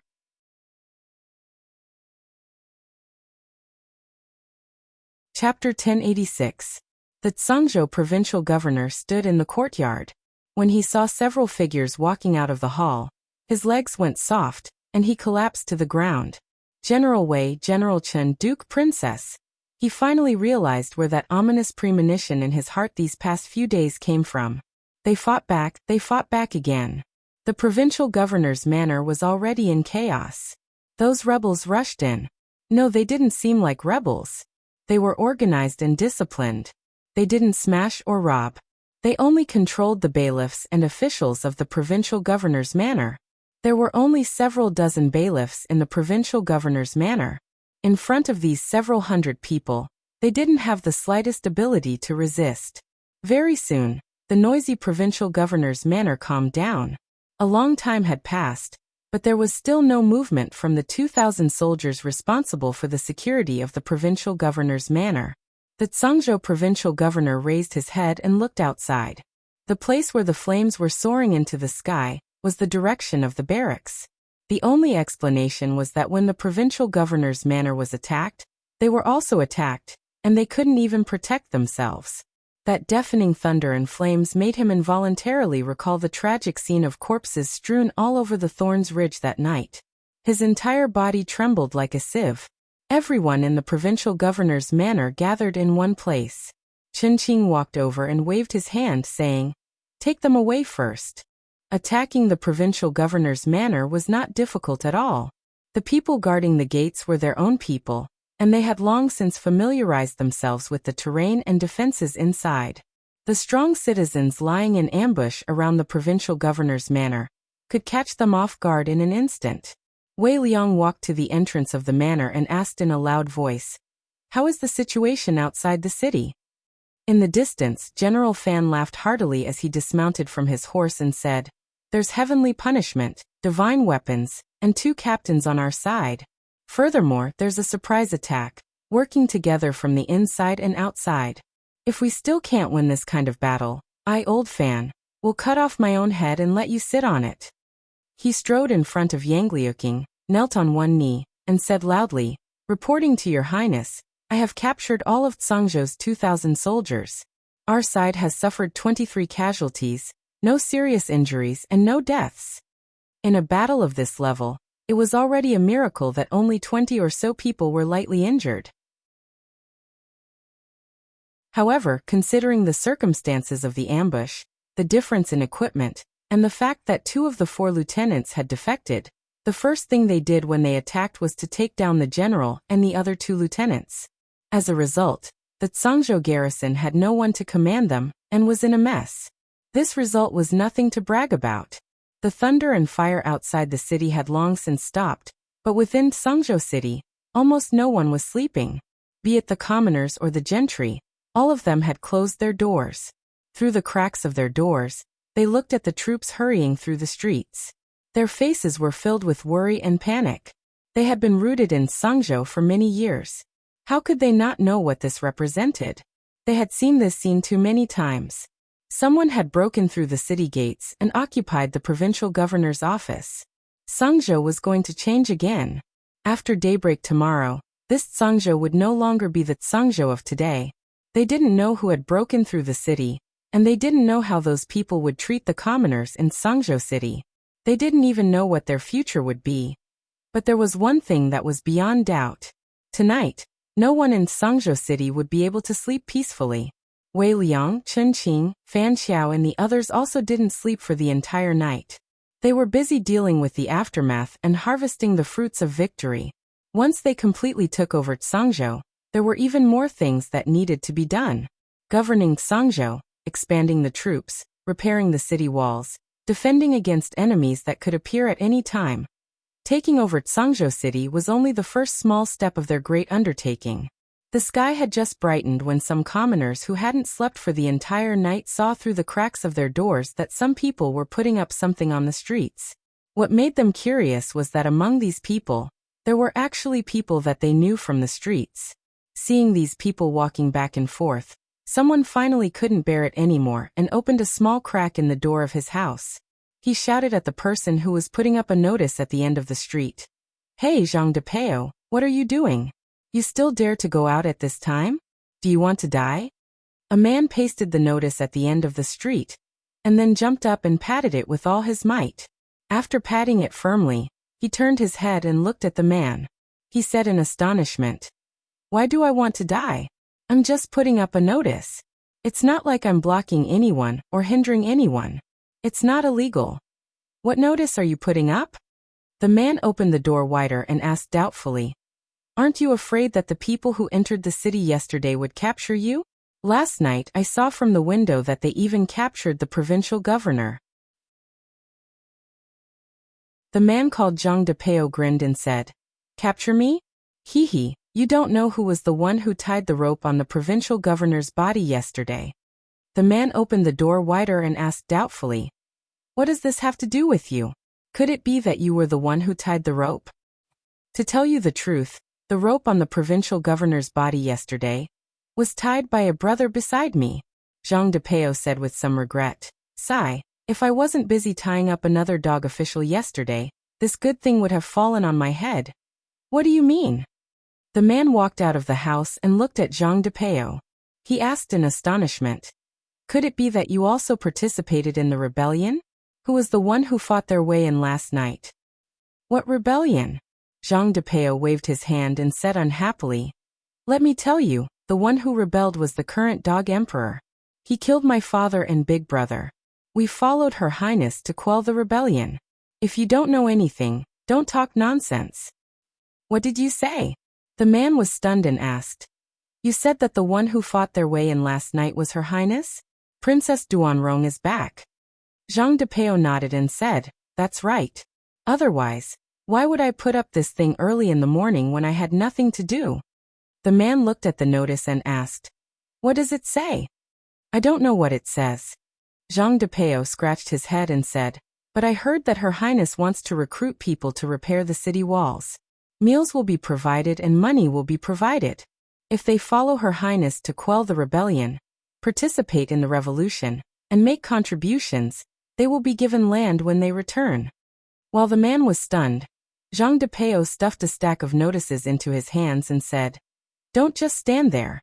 If you have nothing to do, help me put up these. I'll treat you to lunch at noon.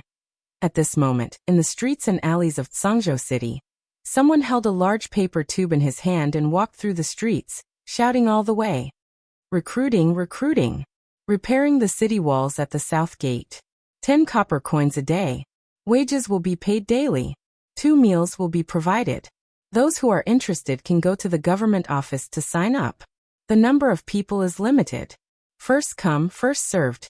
Recruiting, recruiting. Her Highness is recruiting. Join the army today, get your pay tomorrow, and you will be given land in the future. The commoners hid in their homes. They couldn't see the notice, but they could understand the human language. They were shocked. The one who fought their way into the city last night was Princess Duanrong?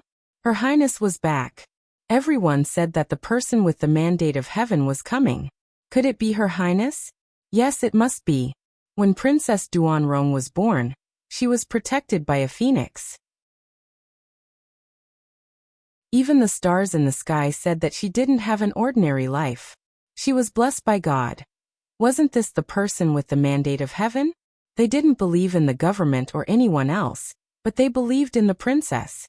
They prayed to the stars and the moon every day, hoping for this day. They hoped that Her Highness would come back to save them. An old man pushed open the door and walked to the street. He stopped a soldier who was holding a paper tube and asked with a trembling voice, Is Her Highness back? The soldier nodded. The old man sat on the ground and cried, Her Highness is back. We've been waiting for Her Highness to come back. More and more commoners walked out of their homes and onto the streets. They looked at the notices in the city and looked at each other in confirmation. The whole city was in an uproar at this moment. The whole city was jubilant. Her Highness is back. Her Highness is finally back. Our bitter days are coming to an end. It turns out that Her Highness is the person with the mandate of heaven. It turns out that the person with the mandate of heaven is Her Highness. I want to join the army. I want to follow Her Highness to conquer the world. Even God said that Her Highness is the life of an emperor. She will definitely succeed. I still have an old mother at home. I can't follow Her Highness. I plan to sign up to build the city wall and make the wall thicker, so that no one can break in. Overnight, the Tsangzhou provincial governor's mansion had been changed into the Princess Mansion, which was also the temporary command center of the Revolutionary Army. In front of the Princess Mansion, the commoners of Tsangzhou gathered. An old lady with a hunched body carried a basket and said, "Sir, I'm not going to see Her Highness. This old lady doesn't dare to disturb Her Highness. This basket of eggs was laid by the old hen at home. Please help me to bring them in. This old lady has no strength to build the city wall or fight. This is a small gift for the soldiers to nourish their bodies." A strong man carried half a bag of pork on his back and put it on the steps of the door. He said, "This meat is for the soldiers. I won't sell meat in the future. I will join the army tomorrow. These few bolts of cloth are for the soldiers to make clothes. These 2 fishes were just caught yesterday. I can't take out anything else. This is a small gift." The crowd consciously moved forward bit by bit. People said 1 or 2 words, or simply said nothing. They put down the things and turned to leave. The people's hearts and destiny. Li Yi and Mississippi Lu sat side by side on the roof. He patted her thigh and pointed to the crowd below. He sighed and said, "Do you see? This is the real person with the mandate of heaven."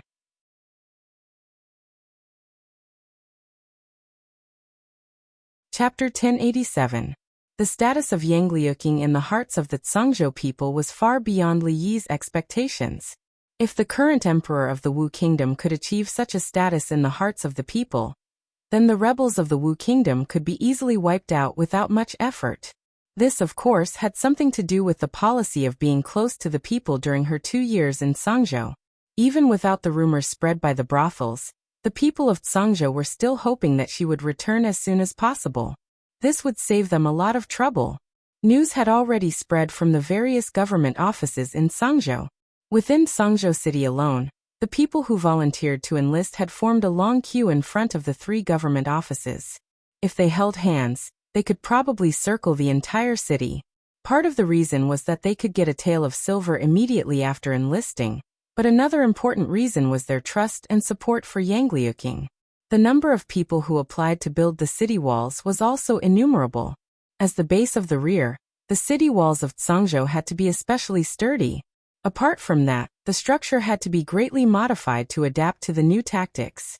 This project was urgent. The news of the change of ownership of Zhangzhou would soon spread. It wouldn't take long for the imperial court of the Wu kingdom to formulate a strategy and send troops to clear out the city. They needed to build this place into an impregnable fortress before the enemy arrived. Li Yi was initially worried that they wouldn't have enough manpower to deal with certain situations, so he wanted to transfer some people from Rui City over. Now it seemed that there was no need for that at all. In a short period of time, their troops would be able to expand by more than 10 times. With the support of the fringe, they wouldn't lack food, manpower, or divine punishment. Soon they wouldn't even lack Italian cannons. Even if there were 100,000 soldiers outside, they would be able to wear them down even if they couldn't defeat them. Li Yi looked at the increasing crowd below and sighed. "Your disciple is very powerful." "I know my disciple is very powerful." Mississippi Lu looked at him and shifted her gaze to his hand. "What does this have to do with you putting your hand on my leg?" Li Yi couldn't say that he was afraid of heights. When Mississippi Lu brought him up, she didn't consider his opinion. If he didn't grab something with his hand, he wouldn't feel at ease. The officials didn't want to change and didn't care about governance. They only wanted to squeeze the last drop of blood from the people. The Wu Kingdom's imperial court had long lost its credibility in Zhangzhou. This made it especially smooth when Yang Liuqing took over Zhangzhou. The people lined the streets to welcome them and were extremely cooperative with their work in Zhangzhou. If the citizens of the other prefectures and prefectures of the Wu country were to cooperate as well, then his precious martial nephew would only need to raise his voice, and the emperor of the Wu country would only be able to stay in the imperial palace. He might even be killed in his sleep by some eunuch or palace maid. Of course, revolution couldn't be imagined. It had to be done step by step and be down to earth. Li Yi put his hands behind his head and lay down. Looking at the rare blue sky in winter, he suddenly asked, "Rui, after we defeat the imperial court of the Wu kingdom and Yang Liuqing becomes the empress, what are your plans?" Mississippi Lu had already realized her dream of becoming the king of bandits. Even her disciple was about to realize her dream of becoming a king. The only 2 things in life that hadn't been fulfilled was that as a martial artist She hadn't become a martial arts master yet. As a woman, she hadn't found the man she could rely on for the rest of her life. The former was an illusory realm that could only be encountered and not sought. It could only be left to fate. The latter couldn't be forced, couldn't be found, couldn't be begged. Although it couldn't be forced, there was an old saying that said, "I've been looking for him in the crowd for thousands of times, but when I suddenly look back, he's in the dim light." It made some sense. Mississippi Lou thought for a while and lay down beside him. She said, "In this world, there are still many places that I haven't been to. Maybe I'll go for a walk alone, wearing fresh clothes and riding a horse, holding a sword." Since the Lantern Festival that year, Mississippi Lou's literacy level had soared at a terrifying speed. She didn't know many words, but now she could casually recite poems and idioms, sometimes quoting from the classics. Even he had to think about it to understand. Now she was wearing fresh clothes and riding a horse, holding a sword, and seemed to be changing into a literary heroine. Mississippi Lou looked up at the sky and said, "What about you? Are you going to get to know another princess of the Qi Kingdom?" "Why would I get to know a princess of the Qi Kingdom?" Li glanced at her and said, "When things here are over, I'll go back to the capital, and then what?" "And then? That's not the point. Where were we just now? How can you travel alone with a sword? Jianghu is dangerous, and it's too dangerous for a girl to travel alone." On the roof, Li Yi and Rui were talking about life, dreams, and romantic things. In the conference room, Yang Liaking was already discussing the next step of the plan with the higher-ups in the army.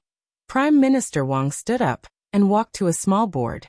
He said, "Now that we've taken over Tsangzhou and purged most of the bandits in the city, the conflict between the people, the government, and the bandits has been eliminated. However, for the people, the most important thing is land, the means of production, and the conflict with the rich and powerful landowners. Jiang of Silla's suggestion is that we can't kill them all at once. We should attack some of them and draw some of them to our side." After the old man with the surname Wang finished, Wei Liang stood up and walked to a huge map. He pointed at the area around Tsangzhou and said, "These 5 provinces are very close to Tsangzhou. Among them, Nanzhou is an important military town with more than 10,000 soldiers. The other 4 provinces can also gather nearly 10,000 soldiers. In other words, when the news from Tsangzhou reaches the imperial court, we may be surrounded and attacked by 20,000 soldiers. A revolution can't be built in one place. We have to defend Tsangzhou, but we also need to expand the war as soon as possible. We need to unite all the rebel forces in these 5 provinces and create even more chaos. The news from Tsangzhou will soon reach the imperial capital. We don't have much time left." November of the 4th year of Wu Yuan. Everyone in Tsangzhou was a soldier. Her Highness had entered Tsangzhou half a month ago. Although most of the people had been waiting for this for a long time, there was no doubt that the imperial court would not ignore this. They would soon face the imperial court's purge. Before this, they needed to build the city walls even thicker, taller, and sturdier. Only then would they be able to stop the incoming enemies. The notice personally written by the former prime minister had already spread throughout Tsangzhou. The current emperor had killed his brother and father, ignoring the will of the heavens. He had already lost the virtue of an emperor. He had also caused the entire Wu kingdom to fall apart, and rebels were rising everywhere.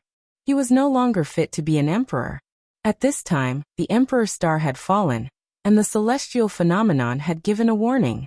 Princess Duanrong had followed the will of the previous emperor and raised troops to suppress the rebels. This notice had been pasted throughout the streets and alleys of Tsangzhou within half a day. It was also spread by storytellers in the brothels and gradually spread to even further places. In the great hall within the palace walls of the imperial capital of the Wu kingdom, the martial emperor's face was ashen. In front of the hundreds of officials in the imperial court, he suddenly threw down a memorial. The notice contained within the memorial landed next to the feet of an official. "I really have a good sister. Pass down my order. Order the governor of Nan province to be the great general of white cavalry. He will lead the troops guarding the 5 provinces, and immediately set out to recapture Tsangzhou." He looked down with a sinister gaze and gritted his teeth. "At all costs,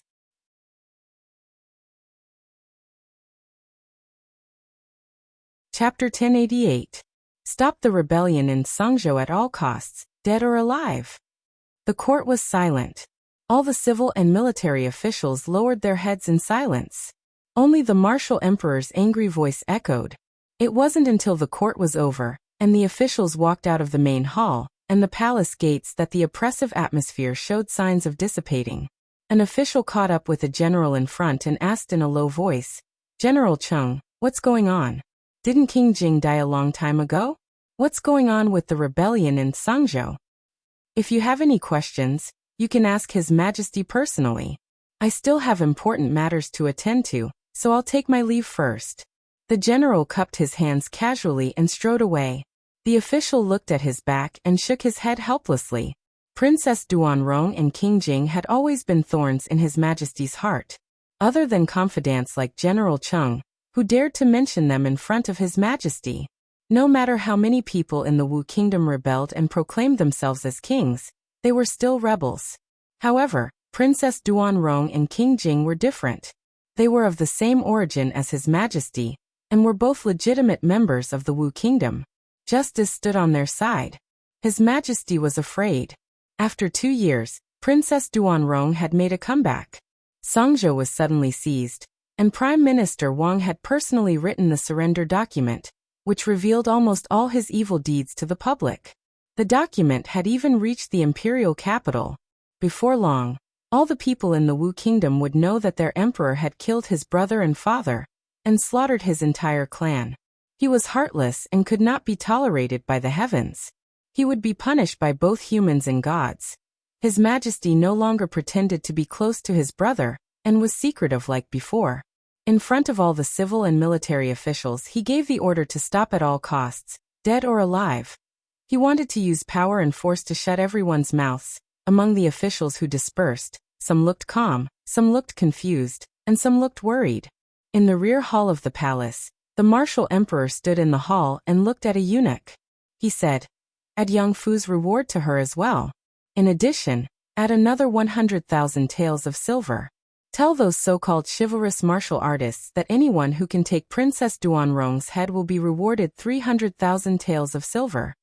The eunuch bowed and said, "Yes, Your Majesty." "Great ancestor, great ancestor, great ancestor, you can't go in." Boom.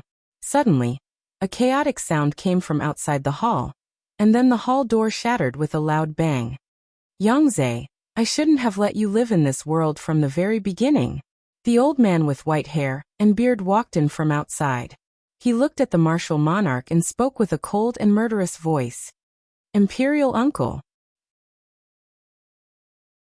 The martial emperor looked at him, smiled and said, "Of the men of the Yang dynasty, only you and I are left. What does it matter if another insignificant woman dies? Since that's the case, this old man will send you to see your father and brother." A voice that sounded like tearing silk came from within the hall. The white-haired old man disappeared from where he stood, and when he reappeared, he was already in front of the martial emperor. He formed a claw with his fingers and fiercely grabbed at the martial emperor's throat. His speed was extremely fast, and the eunuch beside the martial emperor was sent flying. The martial emperor felt as if he had been locked onto by a powerful aura, and a burning pain came from his throat. Death had never been so close to him. A trace of fear appeared in his eyes, as well as a trace of anxiety. Bang!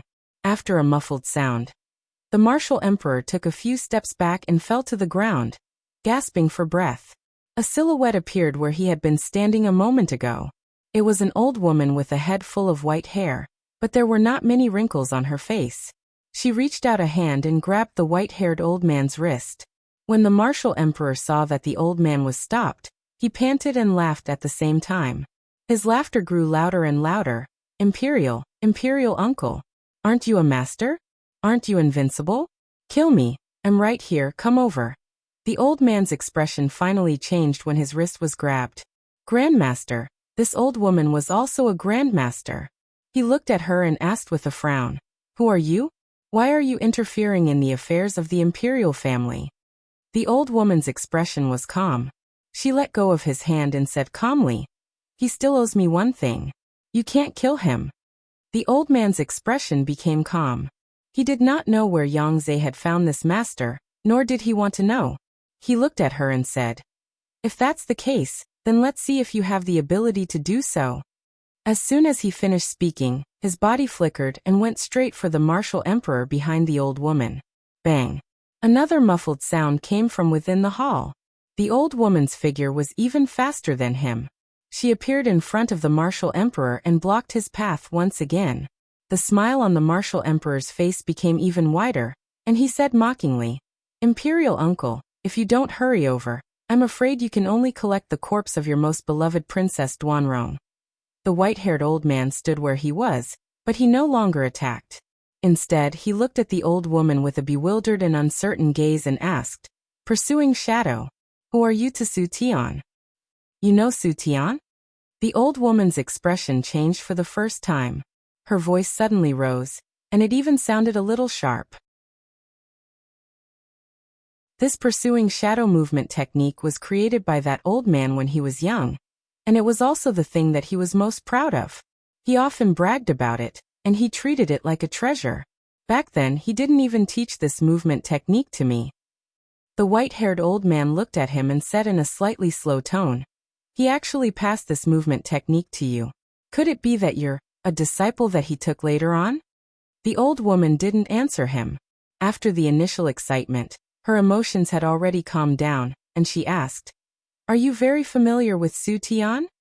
The white-haired old man said, "When we were young we could be considered to be close friends." The old woman's gaze was blank as she muttered, "Close friends?" "Back then, the two of us were only a step away from becoming a grandmaster. We made a bet on who would be the first to break through that barrier." When the white-haired old man recalled the past, he didn't notice the resentment and jealousy in the old woman's voice at all. He was still talking nonstop. "Back then, my cultivation level was even higher than his." He was indignant in his heart, and in order to win against me, he cut off all distracting thoughts, abandoned everything, and went into closed-door training for several years. The old woman closed her eyes and muttered, "In order to win against you, he cut off all distracting thoughts, abandoned everything, and went into closed-door training for several years." She deliberately emphasized the words cut off and abandon. The old man nodded, and then asked doubtfully, "Since you're his disciple, did he never mention me to you?" As soon as he finished speaking, his expression suddenly changed. He raised an arm, clenched his other hand into a fist, and suddenly punched forward. Bang! His body flew backward, and a trace of blood flowed from the corner of his mouth. He glared angrily at the old woman, who also spat out blood and said angrily, "Are you crazy?" The old woman didn't speak, and what responded to him was an attack that was even fiercer than before. Crazy woman, crazy woman. Stop, if this goes on, both of us will only suffer.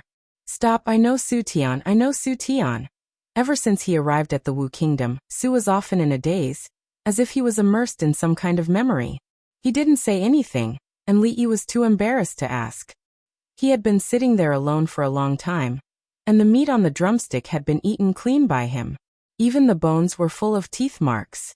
A black dog had been squatting not far away from him since he took the drumstick. The dog's eyes were wide open, and it looked at him without blinking. The dog's eyes were originally full of hope, but now they were close to despair. When Fong walked in from outside, Li finally couldn't help but say, "Go to the kitchen and tell them to add another drumstick for Su later." "I'll add the drumstick later." Fong shook his head and handed a letter to Li Yi saying, "Young master, you should take a look at this first." Li opened the letter, and after reading it he shook his head slightly. 300,000 taels of silver to buy the life of his beloved martial nephew. This was the most stingy emperor he had ever seen. Mississippi Lu's disciple, his martial nephew of the Jiang of Silla, was only worth 300,000 taels of silver? He thought for a moment, looked at Fong, and said, "Inform Lu Luo to send out hero posters, offering a reward of 1 million taels of silver for the head of the emperor of the Wu Kingdom, and 10 divine weapons that could cut through hair as if they were mud. They are accepting custom orders, and free shipping is included. In addition, 10,000 points on the hero ranking list will be rewarded. You can also customize a novel with the theme of martial arts heroes based on the hero himself, and the novel will be spread in the brothel."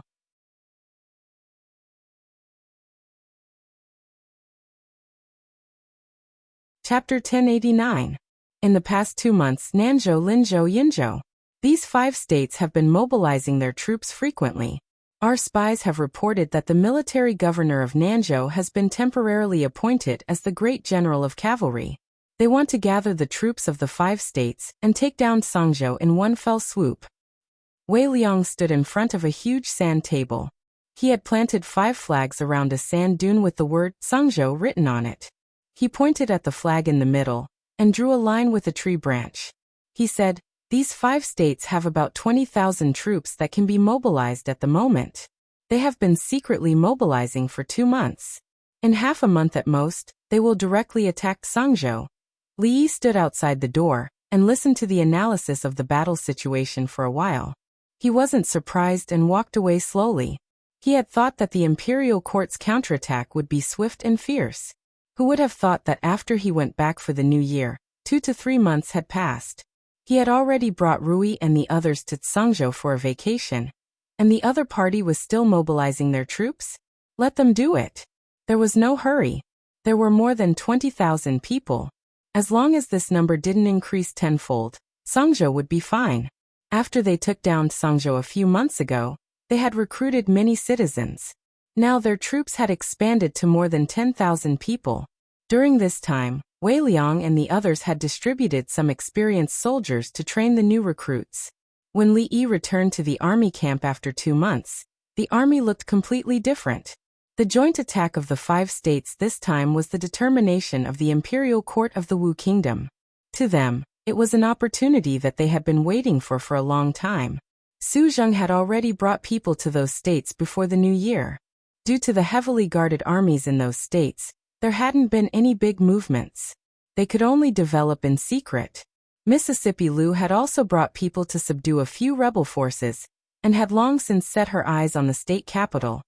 Everything was ready. They were just waiting for them to attack. It wasn't that everything was ready. They still lacked a few scripts. The new drama, The Legend of the Assassin, that had been released in the Wu Kingdom was about to end. In a tea house outside the state capital of a certain state in the Wu Kingdom. There is a saying in the history books. Zhuangju's assassination of Wang Liao was like a comet striking the moon. Nie Zheng's assassination of Han Qiao was like a white rainbow piercing the sun. Yao Li's assassination of Qing Ji was like a hawk striking the palace. In the shabby tea house, an old man with a grizzled beard sat at the very front. His voice rose and fell in cadence. In ancient times, some powerful assassins would even be warned by celestial phenomena when they took action. According to legend, when Zhuangju assassinated King Liao of Wu, the tail of a comet swept across the moon. When Nie Zheng assassinated Hanan, a white light shot straight up to the sun. When Yao Li assassinated Qing Ji, a goshawk swooped down on the palace. These 3 are the 3 great assassins we'll be talking about today. Although the tea house wasn't overcrowded, there were no empty seats. There were ordinary people taking a break in the tea house, as well as travel-worn swordsmen holding swords and knives. However, most of them were Jianghu people carrying weapons. They were all attracted by the old man's story. When he heard something happy, he would take out a copper coin from his pocket and place it in a broken bowl in front of the old man. The Jianghu and the court seemed to be very far apart, but they were actually very closely related. What happened in the court was closely related to the Jianghu. Once the court collapsed, the Jianghu people wouldn't be able to stand alone. The Wu Kingdom revered martial arts. Whether it was the poor, the gentry, or even the powerful royal family, although they didn't value martial arts more than literature, their rejection and contempt for martial arts were far inferior to other countries. When the country was stable, there were still wanderers who killed people on the streets. Now that the country was in chaos, the Jianghu, which was already not clear, became even more muddy. The so-called chivalrous people relied on their martial arts to despise the law and viewed human life as nothing more than grass. They hired assassins to kill, offered rewards for assassinations. They couldn't stop despite being banned. Because of their martial arts, they were naturally very interested in the stories of the Jianghu. These days, the heroic stories that circulated in the brothels and small storytelling houses in the various provinces were very popular in the Jianghu. What the old man was talking about was the biography of the assassins. It recorded dozens of assassin stories from ancient to modern times. They weren't just simple stories about chivalrous people in the Jianghu. Some of them involved brotherhood, love between men and women, and there was no lack of chivalrous people who served their country and its people. At the same time, there was also a list of assassins in the Jianghu. The list recorded the famous assassins in the Wu Kingdom.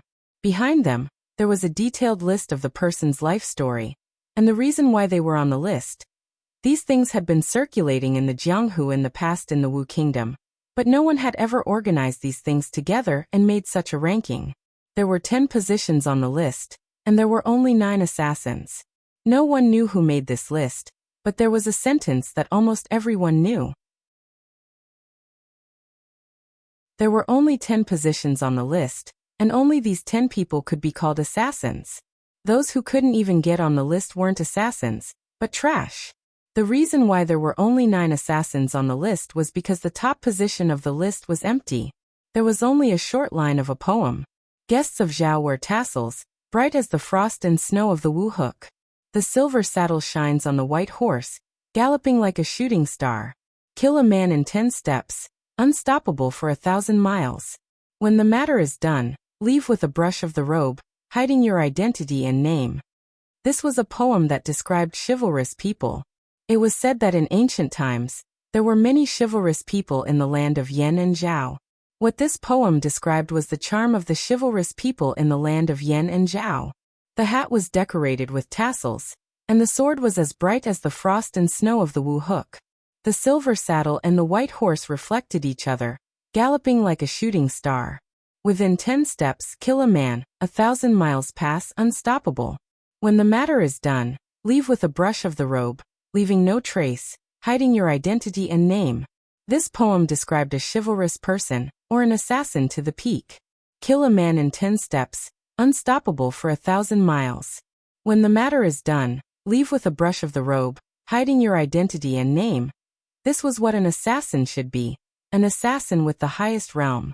According to the person who created the assassin ranking, this poem had been written for the top of the assassin ranking. It had always been waiting for someone to ascend to that position, someone worthy of these few lines of poetry. As the old man narrated, many people in the tea house showed expressions of excitement. The top of the assassin list, for a chivalrous person or an assassin, was almost the greatest glory. In the corner, there were 2 people talking in low voices. It is said that Princess Duanrong's bounty has increased by another 50,000. A total of 350,000 taels of silver. If we can succeed, we should be qualified to be the top of the assassin list, right? There has never been such a high bounty. If we can't even do this, who else is qualified? Who knows how many people have gathered in Sangzhou, and they all have the same goal as us. It is easier said than done to succeed. As the 2 people talked in low voices, a sneer suddenly came from beside them. What the 2 of you are talking about is old news. A man with a knife at the next table turned to look at them and said, on the bounty list, the highest bounty is 1,000,000 taels of silver and 10 divine weapons. To be favored by a storyteller, to help you become famous, to receive guidance from a grandmaster, and to be able to ascend to the top of the assassin list in one go. You 2 must not pay attention to current affairs, right? In the corner, someone was startled and said with a smile, Brother, I'm afraid you're dreaming. 1,000,000 taels of silver, 10 divine weapons, and guidance from a grandmaster, whose head is worth so much silver. You must have met a swindler, right? The other person nodded and said, everyone knows that this bounty on Princess Duanrong was actually inspired by the current emperor. Could it be that in this Wu kingdom, there is someone more wealthy and trustworthy than the emperor? Hearing this, the man smiled and said, if the current emperor is trustworthy, then those traitors who were recruited by the imperial court to ambush Princess Duanrong would not have disappeared from the imperial capital. Hearing this, the 2 people were startled and asked, then do you have proof of what you said? That 1,000,000 taels of silver and 10 divine weapons has already been verified by 10 legendary figures of the martial world. Go out and ask around and you will know. The 2 people still did not believe it and asked suspiciously, in this world, whose head is so valuable? The man stretched out a finger and pointed to the sky. The two people were startled again, and then their expressions changed at the same time. One of them had a terrified expression and asked, "Who has eaten the heart of a bear and the heart of a leopard to dare to assassinate the emperor?" "Let's stop here for today." In front, the old man tidied up the stall and said, "Tomorrow we will talk about Jingku assassinating the king of Qin." He waved his hand and said, "Same old time, same old place. We will not leave until we see each other."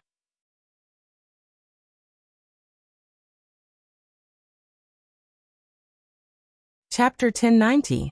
The Jianghu of the Wu Kingdom was a Jianghu without many restrictions.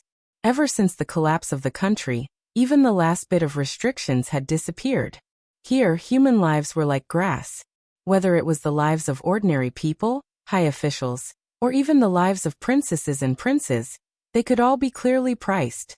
However, this was the first time they had heard of a bounty for the emperor's head. 1,000,000 taels of silver, 10 divine weapons, guidance from a grandmaster, fame in the brothel. Apart from pursuing martial arts, what people who practiced martial arts wanted was fame and fortune. This assassination mission almost satisfied all of their desires.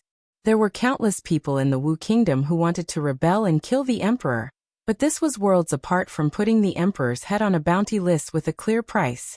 Come to think of it, assassinating an emperor was much more difficult than assassinating a princess, and it was easier to become famous. None of the famous assassins in history had become famous by assassinating a princess. Regardless of whether there was such a bold assassin, the fact that he dared to accept this mission and put a bounty on the emperor's head was a pioneering act that was rarely seen in the Jianghu for hundreds of years. It was widely spread throughout the entire Wu Kingdom. With such a generous bounty and conditions, there were naturally many people who were tempted. However, the emperor had lived in the depths of the palace for a long time, and there were countless guards around him. There were many experts in the palace. Without the strength of a grandmaster, it was easier said than done to sneak into the palace and assassinate him.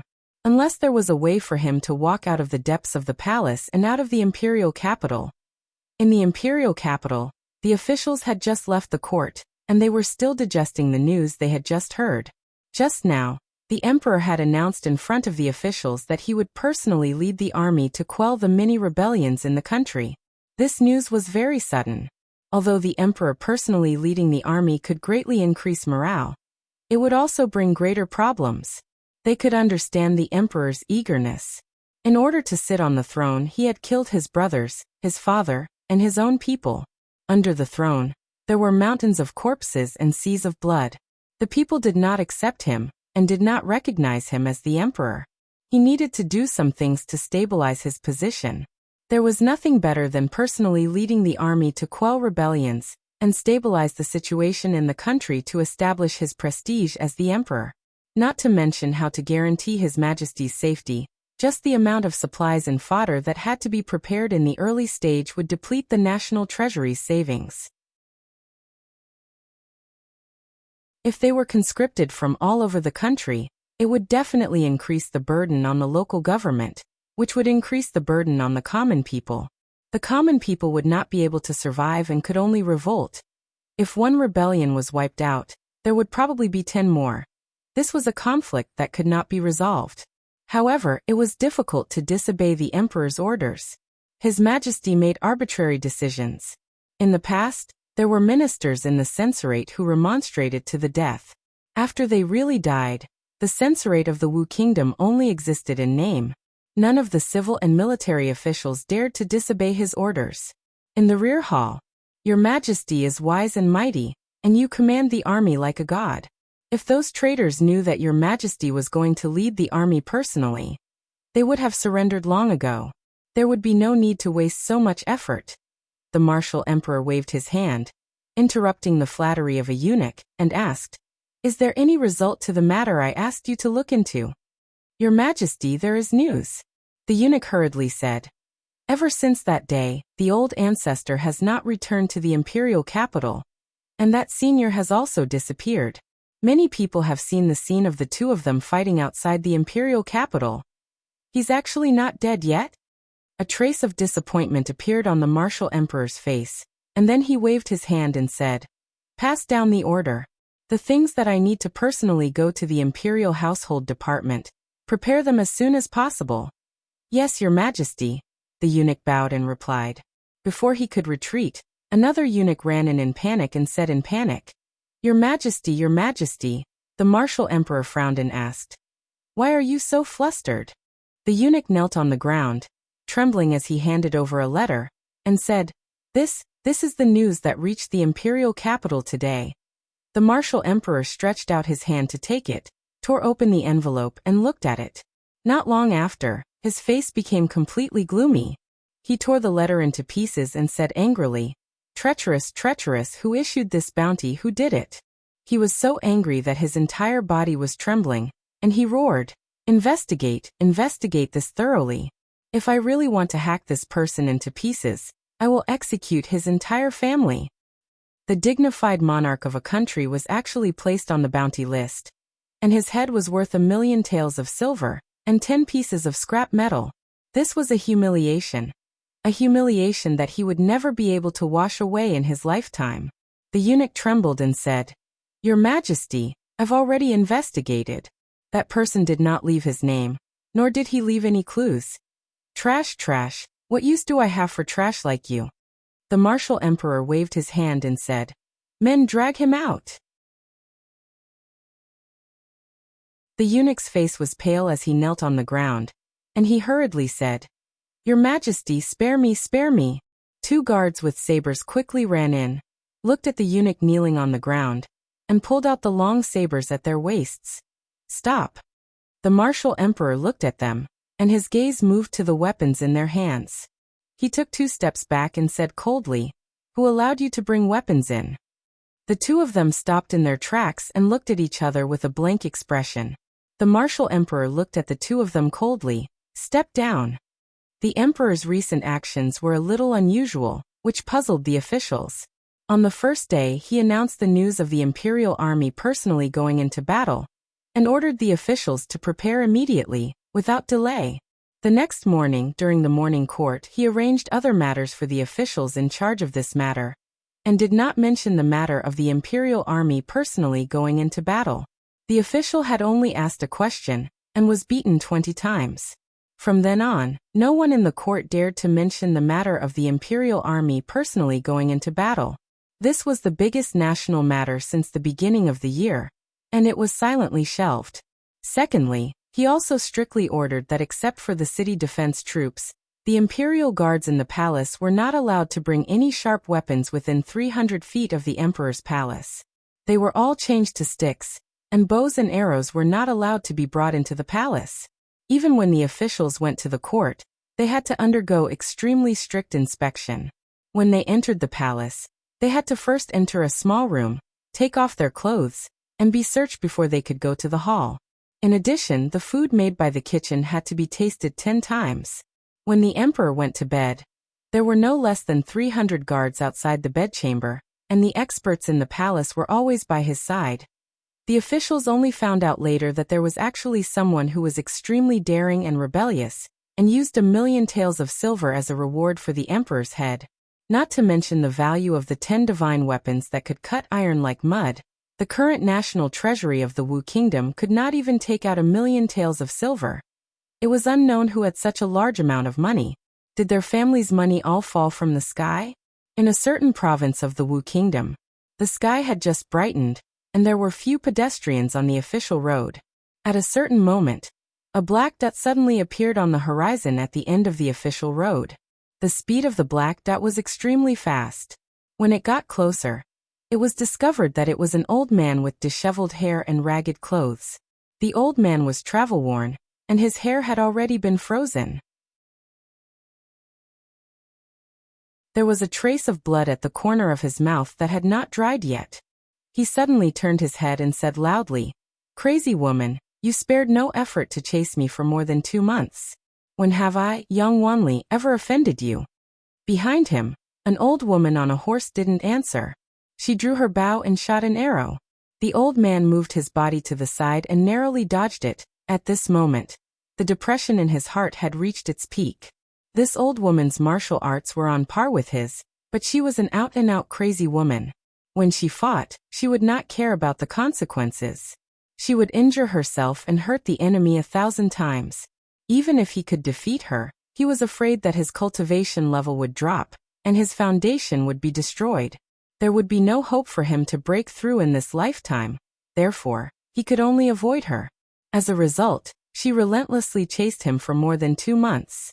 Even though he was a member of the royal family, had great self-restraint, and had cultivated his character for a long time, he couldn't help but feel angry at this moment. He turned his head and said loudly, "Crazy woman, what enmity do I have with you? Why do you hate me so much? Could it be that this old man stole your man when I was young?" Xiao xiao xiao. This time, 3 arrows were shot consecutively.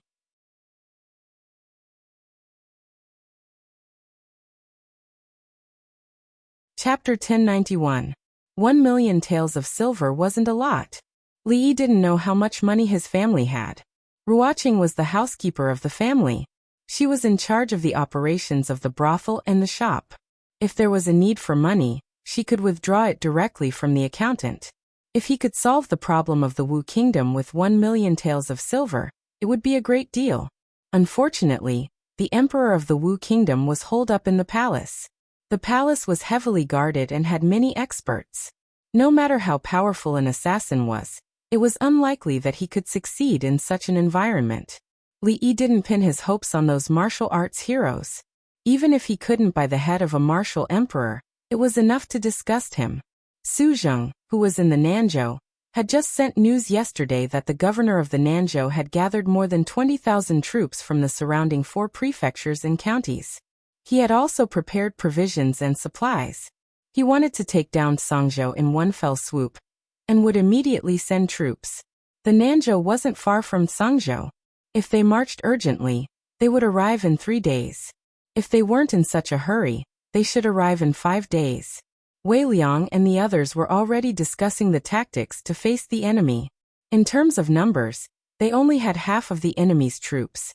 But in terms of strength, these 10,000 people were equivalent to an army of tens of thousands. What they needed to do was to achieve victory with the least losses. Of the 73 prefectures of the Wu Kingdom, more than half were still under the control of the Wu Kingdom's imperial court. They only occupied the small Songzhou. There was still a long way to go. If they were to face 20,000 troops, they would have to pay a heavy price to win. How could they fight in the future? Everyone was very busy recently. As the chief commander of the defense of the city, Wei Liang needed to discuss with his subordinates to formulate a strategy to deal with the enemy. Old Man Wang was busy fleecing the landlords and old money bags. To a certain extent, he had to redistribute the production materials. He also had to appease the village gentry who had become restless after being fleeced and not cause more chaos. In addition, he had to select some educated and capable people to manage the grassroots troops. Rebelling was not as simple as fighting and killing. It was a very complicated and tedious task. Fortunately, Yang Liuqing had a group of reliable leaders by his side. Otherwise, the troops that they had painstakingly built would have collapsed from within before they could even reach the imperial capital. After lunch, Li Yi and Rui Ruoqing went out for a walk. Song Prefecture was different from Shu Prefecture and Rui City. The people here had suffered from the chaos of war, and knew how difficult it was to achieve peace. In front of a great enemy, almost everyone in Songzhou City was a soldier. The citizens did their best. Even if they could not personally participate in the battle, they helped to move the black logs and rolling stones to the city walls. On the streets, people were rushing. Compared to Shuzhou and Rui City, it was a different kind of liveliness. Rui and Ruoqing preferred peace and quiet. They probably didn't like this kind of liveliness. What they liked was to settle down in a place and live a simple and stable life. Or they could abandon worldly affairs and be together as a family. They could go anywhere. For the past few years, he had made them run all over the place with him. Ruoqing had also inexplicably become the empress and shouldered an even heavier burden. It was really difficult for them. If they could conquer the 5 prefectures this time, Yang Liuqing would be able to thoroughly establish a foothold in the northwest of the Wu Kingdom. Apart from the imperial court, they would be the greatest power in the Wu Kingdom.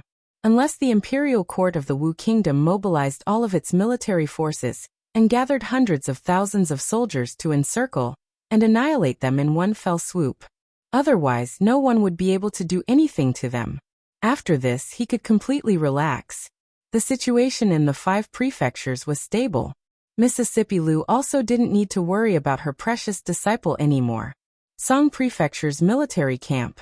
Wei Liang had just received a secret letter. After he opened it in front of everyone, he said in a low voice, "News from Nanzhou. The enemy will fall into the trap in 5 days. Inform the entire army to prepare for battle." Nanzhou, in front of the capital. A general wearing armor rode on a horse. A deputy general beside him dismounted and knelt on one knee. He cupped his hands and said, reporting to the general, "General Zheng is leading a vanguard of 2,000. They are escorting the provisions and are already 30 li away. Depart." The general nodded. He turned his head and said in a low voice, "Follow me to suppress the traitors. Suppress the traitors. Suppress the traitors. Suppress the traitors." The army of 20,000 stood neatly behind him and shouted in unison. Their voices echoed several li away and could be clearly heard throughout Nanzhou city. The provincial governor of Nanzhou stood on top of the city wall and watched the army of 20,000 gradually leave. A trace of worry appeared on his face. He murmured, "This time, all the cities of Nanzhou and Lin province have sent out their guards. The city defenses are empty. If the traitors take advantage of this weakness to invade, what should we do?" An official beside him smiled and said, "Lord Provincial Governor, you worry too much. Those traitors are nothing more than a motley crew. They are just showing off their might outside the capital. How would they have the guts to attack the capital? What's more, the largest group of traitors in the east only has a little more than 1,000 people. With how sturdy the capital is, without 50,000 soldiers, how could they easily break through?" The official looked down and said, "Unless the city gates can be opened from the inside. Even so, we can't let our guard down." The provincial governor of Nanzhou nodded and said, "Even if that Song province is breached from the inside, we can't let our guard down. In the next few days, have people step up the patrols. Send more people to the city gates to guard against those traitors." This lowly official understands. Although Nanzhou was not located in the hinterland of the Wu kingdom, it was not as remote as Song province. The lives of the common people were slightly better. At the city gates, the army of 20,000 had just set out. The common people had retreated several li.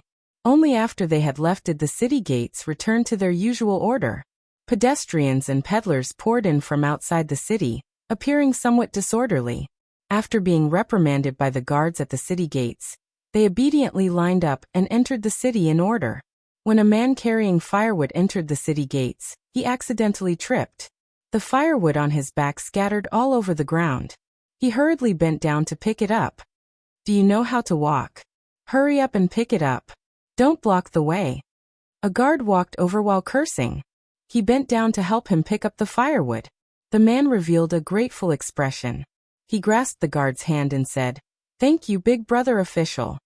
If you're done, hurry up and go. There are still people waiting behind you." The official waved his hand and turned to leave.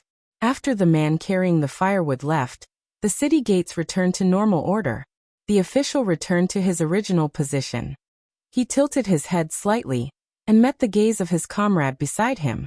He moved half a step to the side and handed a piece of paper to him from behind. East of Nanzhou, in a certain mountain. Ever since the collapse of the Wu kingdom, heroes had risen. Some were powerful enough to occupy a city or a province. The weaker ones could only occupy a small county and were easily exterminated by the imperial court. Thus, most people had no hope of occupying a city and could only become roving bandits, plundering everywhere. In this mountain forest east of Nanzhou, there was a force of about 1,000 people. Relying on the advantage of the terrain, they had withstood the encirclement and suppression of the government several times. After taking root here, they became the largest group of bandits in the vicinity of Nanzhou. The leader of this group of bandits called himself the Roaming King.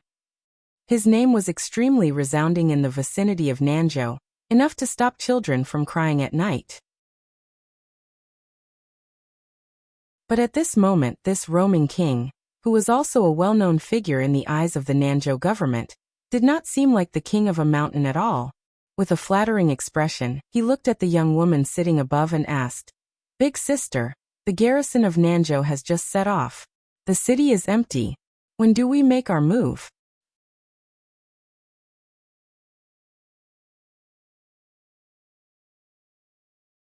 Chapter 1092. Spread the word. Nanzhou, Yunzhou, Linzhou, Huazhou, and Tongzhou will seize the city at the same time in 3 days. Wu Chuang couldn't help but shiver when he heard the young lady's voice. Nanzhou's governor had just left with the garrison of the 5 states, but someone had already set their eyes on the state capital. If the city gates were opened, he could easily sweep away the remaining soldiers in the state capital with a few hundred of his brothers, not to mention that there were so many powerful people around. It would be fine if these 20,000 people won Sangzhou, but if they lost, they wouldn't even be able to return home. Without rations, they wouldn't be able to enter their homes, and there were pursuers behind them. The only path left was to be annihilated. From what this big sister said, it seemed that the small and medium-sized forces around Yunzhou, Linzhou, and Huazhou were also under their control. This time, they would seize 5 states. Within the borders of the Wu kingdom, there were dozens of smoke and dust clouds, but there had never been a rebel king who could occupy 5 states at the same time. He quickly recovered from his shock and said loudly, "I'll arrange it right away." With that, he quickly left. He had gathered so many brothers, thinking that it would only be a small fight and loot during the chaos. He didn't expect it to be so big this time, and he was even a little excited and expectant. Those people would attack Princess Duanrong, and when the sandpiper and the clam fought, they would be the fishermen who reaped the benefits. Bai Su walked in from outside and looked at Mississippi Liu. He asked, "Alliance leader, there are 20,000 people attacking Sangzhou this time. Can Jiang of Silla and the others handle it?" Mississippi Liu stood up and said, "Even if there are 200,000 of them, as long as he says he can handle it, then he can handle it." Bai Su looked at her and his lips moved, but he didn't say anything else. The alliance leader always had a kind of unreasonable confidence in Jiang of Silla. She sighed inwardly. When a woman liked a man, she would lose her judgment and think that whatever he did was right. Even an extraordinary woman like the alliance leader couldn't avoid this. She puffed out her chest out of habit. She could feel the pressure and restraint from him. She felt that King Jing was trustworthy most of the time. Nanzhou, Linzhou, Tongzhou, and other places were all part of the northwest of the Wu kingdom. They were lower-middle prefectures, and the common people lived in poverty. Among them, Sangzhou was the worst. Sangzhou was located in the northwest of the Wu kingdom, and was the closest to the fringe. It used to be the most chaotic and impoverished place in the Wu kingdom, but that was only in the past. Things were different now. The people of the other provinces had heard a little about Sangzhou's current situation. The bandits near Tsang Prefecture had been wiped out by Princess Duanrong, and the common people were no longer troubled by the bandits. The rich families who had caused trouble for the common people in Sangzhou City were also purged one by one. The government offices of the various counties were thoroughly cleaned up. If the common people had any grievances, they could appeal at any time. In addition, Princess Duanrong also provided the poor commoners with the opportunity to work and reduce taxes. If someone volunteered to join the army, they would receive a generous compensation. It was truly a case of one person joining the army. The whole family would not have to starve. On the other hand, even if they hid in the prefectural city, they would often be bullied by ruffians and bullies. If they lived outside the prefectural city, it would be even more precarious. Every day they could live was a day of gain. Not only did the poor commoners suffer from the bullying of the rich families, but the government's tax system was also exceptionally strict. Every few days, there would be additional reasons to tax the common people. The common people were suffering unspeakably, but they had no one to complain to 2 years ago, when Princess Duanrong had taken over Sangzhou. They had already envied the lives of the common people in Sangzhou. After 2 years, Princess Duanrong had made a comeback, and their lives were even worse than those of the common people in Sangzhou. This time, the governor had led 20,000 soldiers to attack Sangzhou. Although they didn't know what the outcome would be, Many of the common people even hoped that they would be defeated. Princess Duanrong would then take advantage of the victory to pursue them and take over Nanzhou and Linzhou. Their lives would be 10 or even 100 times better than their current lives. At night, at the eastern city gate of Nanzhou's prefectural city, all of you keep your spirits up. The provincial governor has ordered that if anything goes wrong in the next few days, be careful of your heads. When a military officer passed by the city gate, he gave a few words of warning to a group of guards before turning to leave. A guard curled his lips and muttered, "Why is he so fierce?" He married his sister to the governor as the 7th concubine to obtain such a position. A vile person intoxicated by success. A person beside him reminded, "Be quiet. If he hears you, you won't be able to bear the consequences. We haven't been paid for a few months. Our family is almost starving. When will these days end?" The guard leaned against the wall and yawned. He sighed and said, "I hope that Her Highness the Princess can fight her way in. Yesterday, I heard from the people outside that if one follows the princess as a soldier, they will immediately receive silver. 1 tael of silver.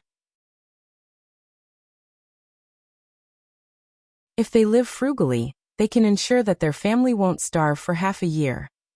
The person beside him was silent for a moment before asking, "You really want to follow Her Highness the Princess?" The guard shook his head and said, "Ai, it's a pity that we are not fated to be in Sangzhou. We have no chance." Dong, dong dong. In the distance, the sound of the night watch could be heard.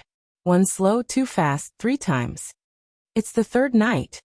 The person beside him heard the sound of the night watch. He turned his head and grinned at him, asking, "Do you want to be a soldier under the princess?" The 3rd night watch. It was already midnight.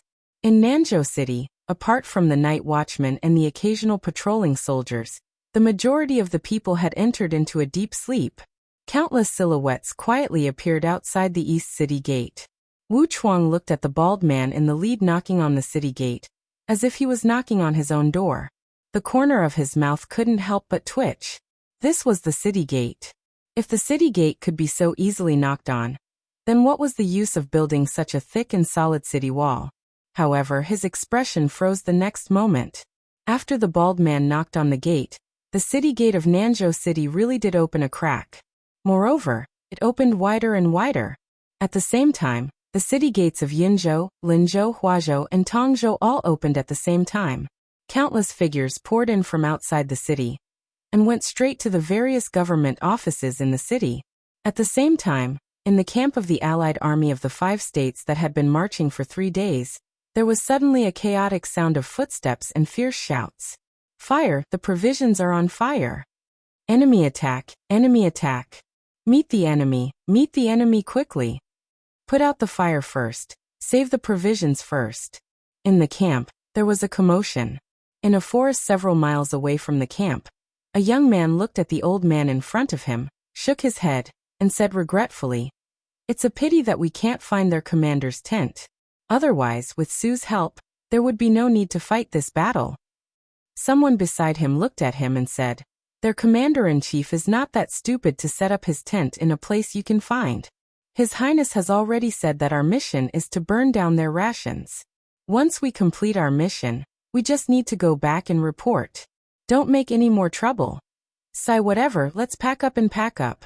More than 10 Heaven List experts quickly disappeared into the dense forest. In the camp at the back, a man wearing ordinary armor asked with a gloomy expression, "How much is left?"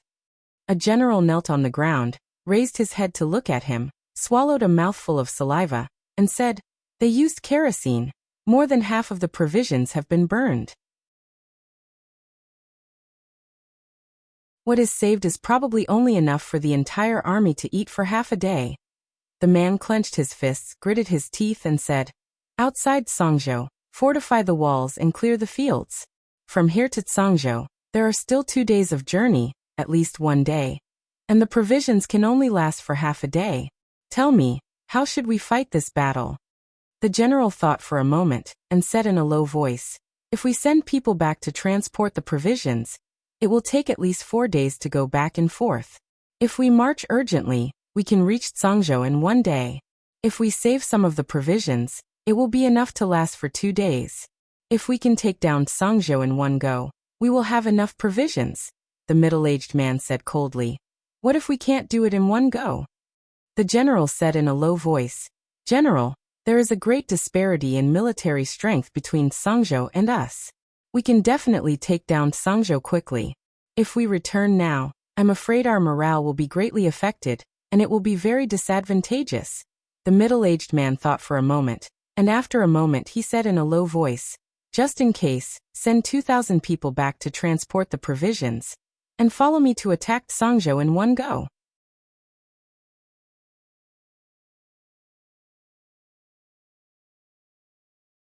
Chapter 1093. Li Duan had been practicing diligently these 2 days, because Rui had given him a task before he left. According to the agreed time, Nanzhou, Yunzhou, and the other 5 provinces should have fallen into her hands by now. The 20,000 soldiers led by the governor of Nanzhou had to attack the impregnable Songzhou, and retreat to attack the 5 provinces. They could only run around like children without their mothers. It was truly pitiful. What was even more pitiful was that they still did not know this. Li Duan was also quite pitiful. After Rui left, he completely let himself go and neglected his practice. Now that Rui was about to return, he only knew how to be anxious. Su had led people deep into the front lines last night and burned the enemy's rations. The people south of Songzhou had all moved to the north of the city. They could not scavenge any food from the outside. There were 3 paths in front of them. The first was to return the way they came. If they were fast, they could return to Nanzhou in about 2 days. If they could take back Nanzhou from Mississippi Lu, the food crisis could be solved. The second was to send some people back to forcibly collect rations. They would wait in place, waiting for those who would never return, waiting for them to starve to death. The last path was to go all out and take down Songzhou in one go. The rations in Songzhou were piled up like mountains, so they naturally did not have to worry about food. They would know which path they had chosen in half a day at most. Of course, what Li Yi hoped for was naturally not to waste a single soldier, not to waste a single divine punishment, and not to waste a single artillery shell. No matter how disparate the strength of the 2 armies was, once the battle began, casualties were inevitable. Yang Luqing had already donned her armor. She looked a little valiant, without losing her heroic spirit. In these few years, she had completely transformed from the young girl, who only knew how to follow behind Mississippi Lu in the 2nd year of Jinghe, into her current self. She had transformed into the princess of a country, the ruler of a country. Uncle Master. She walked to Li Yi's side and nodded slightly. This was probably the greatest battle she had ever experienced in her life. Li Yi nodded and asked, Are you nervous? She looked up with a smile and said, Not nervous. Fearless in the face of danger. Unflinching even if Mount Tai collapsed before her. As expected of his martial niece, she had some of his demeanor. Yang Liuqing sat opposite him and asked, After this battle, will Uncle Master go back? Li nodded. He had previously told Yang Liuqing that he and Rui would leave after they had completely established a foothold in the northwest. After conquering the 6 provinces, for a long time to come, what they needed to do was not to continue attacking all the way to the imperial capital of the Wu country. Instead, they needed to rest and recuperate, gradually nibbling away at the outside world, and slowly accumulate their strength so that they could gain a foothold here. This period of time could be 1 year, or it could be 2 years. Once this stage was over, what followed next would be an irresistible force that could sweep away all obstacles. Of course, everything was subject to change. It was possible that in the following period of time, the emperor of the kingdom might choke to death while eating, fall to death while walking, or be crushed to death by a meteorite falling from the sky. In this way, as the only legitimate member of the royal family of the kingdom, things would be much easier for her to handle. Of course, the probability of this happening was too small. The emperor of the kingdom was now completely frightened. He holed up in the imperial palace and refused to come out. Wherever he went, he had to bring countless guards and imperial guards with him. Even if a few grandmasters joined forces, they could not do anything to him. Li thought about it carefully and realized that he seemed to have done something stupid. He had forcibly disrupted Emperor Wu's personal expedition. If he had come to conquer Tsangzhou personally, Li Yi would have opened the city gates of Tsangzhou to welcome him. Unfortunately, there was no medicine for regret in this world.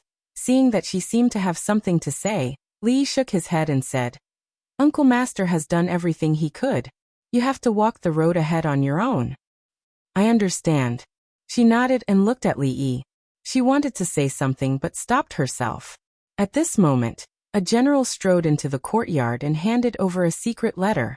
He said loudly, "Your Highness, the enemy is already 30 miles away from Tsangzhou City."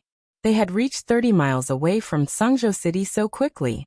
This meant that Su had burned their food yesterday, and there was not much left. Otherwise, they would not be so anxious. Li Yi patted her on the shoulder and said, "Go ahead."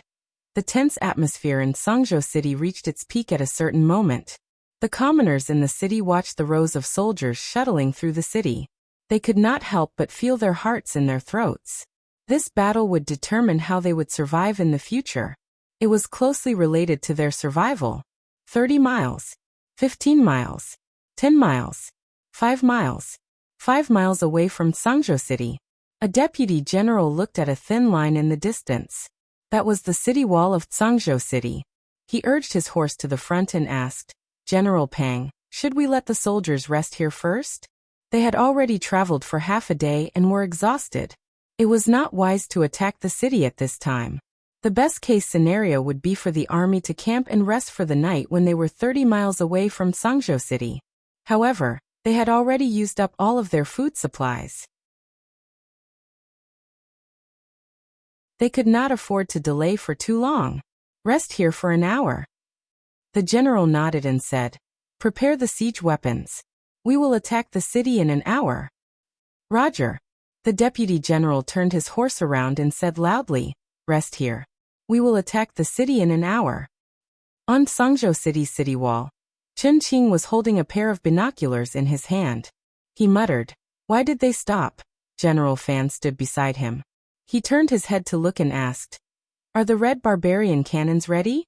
A person beside him immediately replied, "General, all 100 red barbarian cannons have been loaded." General Fan was relieved. He thought for a moment and said, "Just in case, check again." Outside the city, the deputy general looked ahead and walked to the general's side.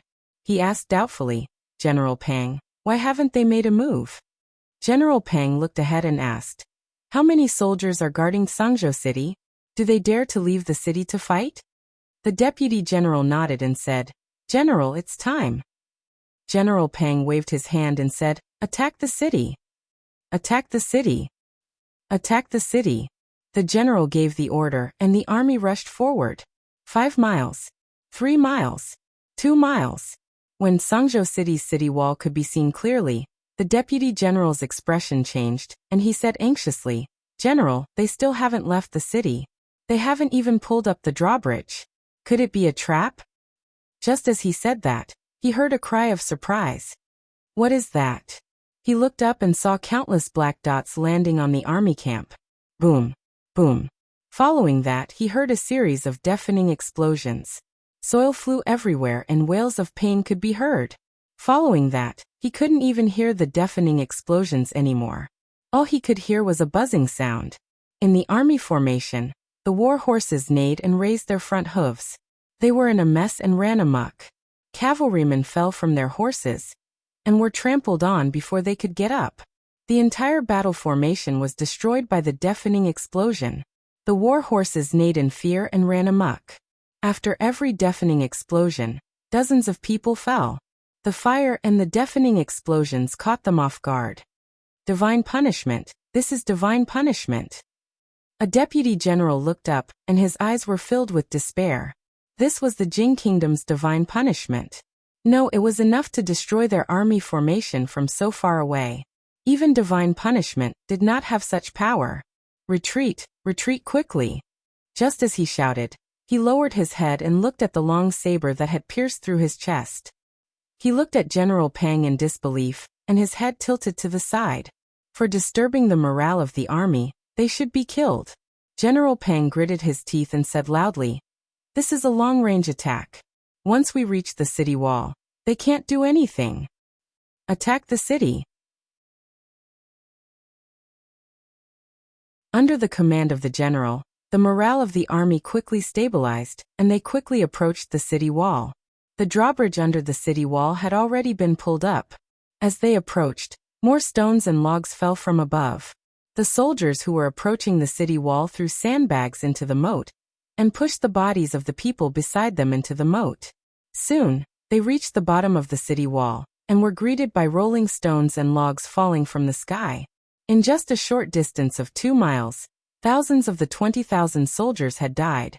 However, they couldn't retreat. If they couldn't take down Sungzhou today, they would starve to death. Scaling ladders. Scaling ladders. Crash. Crash. Follow. Archers. Archers, cover. Wei Liang waved his hand as he looked at the densely packed crowd below the city wall. Black balls were thrown down from the city wall one after another. Boom. Boom. Boom. A series of deafening explosions and bursting flames wiped out all the enemies below the city wall. General Pang stood in the distance and looked at the towering city wall. His heart fell into a bottomless abyss. You're tuning in to the Li Mei's Wuxia Whispers YouTube channel. We're so grateful for your support, and don't forget to subscribe to join us on this incredible journey through captivating stories. Your generosity through donations truly makes a world of difference, as it's the primary source of revenue that allows me to expand and enhance this channel for you. Thank you from the bottom of my heart for being a part of this adventure.